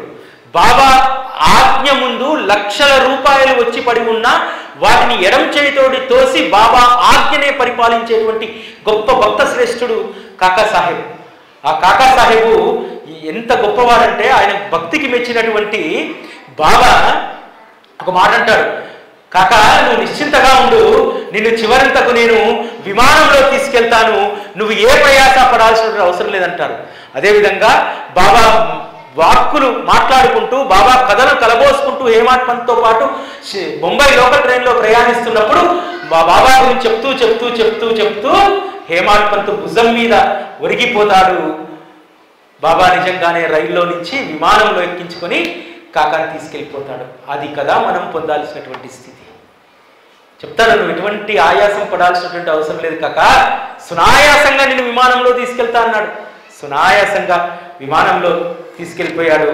అంత గొప్ప భక్తి కాకా సాహెబ్ది. కాకపోతే ఏంటంటే శరీరంతో ఉన్నటువంటి గురువును సేవించుకొని ఒకేసారి గురువు శరీరం కనుమరుగైపోతే కొంత వస్తుంది కదా డిప్రెషన్ అనేటువంటిది. ఆ డిప్రెషన్ను కూడా బాబా తీసివేశాడు. ఇక 46వ అధ్యాయం చెప్పేటువంటి కీలకమైనటువంటి విషయం ఏమిటంటే, మన మనస్సు ఎప్పుడూ కూడా సాయి పాదాలకే అంకితమై ఉంది అనడానికి ఒకటే ఒకటి గుర్తు, మన మనసు ఎప్పుడూ శాంతినే కాంక్షించాలి. అది మాత్రమే, ఇంకా దానికి గుర్తేం లేదు. మన భక్తి మన చిత్తం గురుపాదాల పైన ఉందా లేదా అనడానికి ఏంటంటే మన మనస్సే దానికి సమాధానం చెప్తుంది. మన మనస్సు ఎప్పుడూ శాంతిని కాంక్షిస్తుందో అప్పుడు మనం గురు చరణాల్లో ఉన్నామనేటువంటి దానికి ఒక నిదర్శనం. అదేవిధంగా ఇందులో అద్భుతమైనటువంటి కథ ఉంటుంది. శ్యామ అంటే చాలా ఇష్టం బాబాకు, ఒక కన్న కొడుకులాగా చూసుకునేటువంటి వాడు. మామూలుగా పూర్వకాలము ఉమ్మడి కుటుంబం ఉన్నప్పుడు ఇంటికి వచ్చి చాలా పెళ్ళిళ్ళ సీజన్లో చాలా పెళ్ళిళ్ళు ఉంటే ఎవరన్నా దగ్గర వాళ్ళు పెళ్లి పత్రిక తీసుకొచ్చిస్తే ఇంటి యజమాని అనేవాడు, నాకు వీలు కాదులే నా పెద్ద కొడుకును పంపిస్తా పెళ్ళికి అనేవాడు. అట్లా బాబా కూడా కాకా సాహెబ్ దీక్షిత్ కొడుకు యొక్క ఉపనయనం చందోర్కర్ కొడుకు యొక్క పెళ్లి. ఈ ఇద్దరి కూడా ఏంటంటే బాబాకు అంకితమైనటువంటి భక్తులు కదా, బాబాని ఎలానైనా సరే తీసుకెళ్ళాలి, ఖచ్చితంగా వస్తాడు బాబా. అందుకనే ఏం చేశారు తెలుసా, సోమవారం రోజు ఈయన ఉపనయనం పెట్టుకుంటే గురువారం రోజు ఆయన పెళ్లి పెట్టుకుంటే, ఎందుకంటే ఇక్కడికి వచ్చినటువంటి వాళ్ళు కామన్ ఫ్రెండ్స్ ఉంటారు, బాబా కూడా కామన్ గా ఇద్దరి దగ్గరికి వస్తాడు కదా, కాబట్టి ఇక్కడి నుంచి నాగ్పూర్ నుంచి గ్వాలియర్ రావడానికి సమయం పడుతుంది కదా, అందుకని గ్యాప్ పెట్టుకొని శుభకార్యాలు పెట్టుకున్నారు ఇద్దరు. కానీ బాబా మాత్రము నేను రాలేను, నా బదులు శ్యామా వస్తారులే అంటారు. శ్యామాకు ఆలోచన కలుగుతుంది, అరే ఇంత దూరం వెళ్తున్నాం కదా, అక్కడి నుంచి కాశీ ఎంత దూరం, గయా ఎంత దూరం అని ఆలోచిస్తాను. సరే కాశీ గయా కూడా వెళ్దామని చెప్పి బాబా దగ్గరికి వెళ్ళి, బాబా అంత దూరం గ్వాలియర్ దాకా వెళ్తున్నాను కదా, కాశీ గయాకు కూడా వెళ్ళొస్తా అంటే, ఎందుకు శ్యామా సంశయం, ఆయాచితంగా వచ్చినటువంటి దాన్ని అనుభవించడంలో తప్పేముంది చెప్పు, వెళ్ళిరా అని అంటాను. నాగ్పూర్ వెళ్తాడు, అక్కడ అటెండ్ అవుతాడు. వెళ్ళడానికి ముందు ఏం చేస్తాడంటే, శ్యామా బడిపంతులు కదా, డబ్బులు ఉండవు కదా, ఒక 100 రూపాయలు నందూరు అమ్మారోడి దగ్గర అప్పు తీసుకొని పోతాడు. గుర్తుపెట్టుకునేది బాగా, 100 రూపాయలు అప్పు తీసుకొని జేబులో పెట్టుకొని పోతాడు. మధ్యలో తన స్నేహితుడైన అప్ప వస్తాడు, కాశీ పోతున్నానగానే వెంటనే దిగి ఆ బండి దిగి ఈ బండి ఎక్కేస్తాడు. ఎక్కేసి, ఎందుకంటే శ్యామా లాంటి మిత్రుడు మళ్ళీ అతనితో యాత్ర చేసేటువంటి అవకాశం వస్తుందో రాదు, అందుకని చెప్పి బయలుదేరుతారు. బయలుదేరి ఇద్దరు నాగ్పూర్ వెళ్తారు. నాగ్పూర్ వెళ్తే సాక్షాత్తు బాబానే వచ్చాడని చెప్పి గౌరవంగా శ్యామా చూసినటువంటి కాకా సాహెబు ఇట్లా యాత్రలోకి వెళ్తున్నా అంటే 200 రూపాయలు బహుమానంగా ఇస్తాడు శ్యామా. అక్కడి నుంచి గ్వాలియర్ పెళ్లికి వెళ్తాడు. వెళ్తే అక్కడ నానాసాహెబ్ చందోర్కర్ మరొక 100 రూపాయలు ఇస్తాడు. అదేవిధంగా అతని వియ్యంకుడైనటువంటి జటార్ ఇంకో 100 రూపాయలు ఇస్తాడు. అంతేకాదు కాశీలో వీరికి లక్ష్మీనారాయణ ఆలయం ఉంటుంది, జటార్ గొప్ప శ్రీమంతుడు. అదేవిధంగా అయోధ్యలో కూడా శ్రీరామ మందిరం ఒకటి ఉంది, వాళ్ళకి సొంత మందిరం. తన గుమాస్తాకు ఆదేశించి వీళ్ళిద్దరికీ మంచి ఏర్పాట్లు చేయమంటారు. అట్లా అయోధ్యలో 21 రోజులు, కాశీలో దాదాపు 2 నెలల పాటు ఉండి తర్వాత గయాకు వెళ్తారు. గయాకు వెళ్ళిన తర్వాత అక్కడ ప్లేగ్ వ్యాధి ఉందని చెప్పి బాధపడుతుంటే ఒక పాండా వచ్చి తీసుకుపోయి తన ఇంట్లో ఆతిథ్యం ఇస్తాడు. తన ఇంట్లో ఆతిథ్యం ఇచ్చిన తర్వాత అక్కడ బాబా చిత్రపటాన్ని చూసి శ్యామాకు ఆశ్చర్యం కలుగుతుంది. అరే బాబా నేను వచ్చేటప్పుడు ఏమన్నాడు, శ్యామా కంటే ముందు నేను గయాకు చేరుకుంటా అన్నాడు. వాడు చిత్రపట రూపంలో అక్కడ ఉన్నాడు. ఈ చిత్రపటం ఎక్కడని అడిగితే, నేను ఇంతకుముందు పుంతెంబైకి వచ్చినప్పుడు మన్మార్ పుంతెంబై మధ్యలో నేను యాత్రలు నిర్వహించేటువంటి వాడిని. ఆ సందర్భంలో షిర్డీకి వచ్చినప్పుడు బాబా నన్ను మాధవరావు దేశపాండే ఇంట్లో భోజనానికి పంపించాడు. వాళ్ళ ఇంట్లో ఈ ఫోటో నేను అడిగితే బాబా అనుమతి లేదు, నేను ఇయ్యా అన్నాడు. ఆ ఫోటో పట్టుకొని వచ్చి బాబా అనుమతి తీసుకొని ఆ ఫోటోని నాకు ఇచ్చాడంటే, ఆ మాధవరావు నేనేనయ్యా అంటాడు. ఆ పాండా అతన్ని ఆలింగనం చేసుకొని, ఆ పాండా గొప్ప శ్రీమంతుడు, తను ముందు పల్లకిలో వెళ్తూ శ్యామాను అంబారి పైన ఎక్కించి ఆ విష్ణు పాదాల వద్దకు తీసుకెళ్లి అభిషేకం చేయించి పితృకార్యాలు చేయించి శ్యామాను గౌరవంగా షిరిడీకి పంపుతాడు.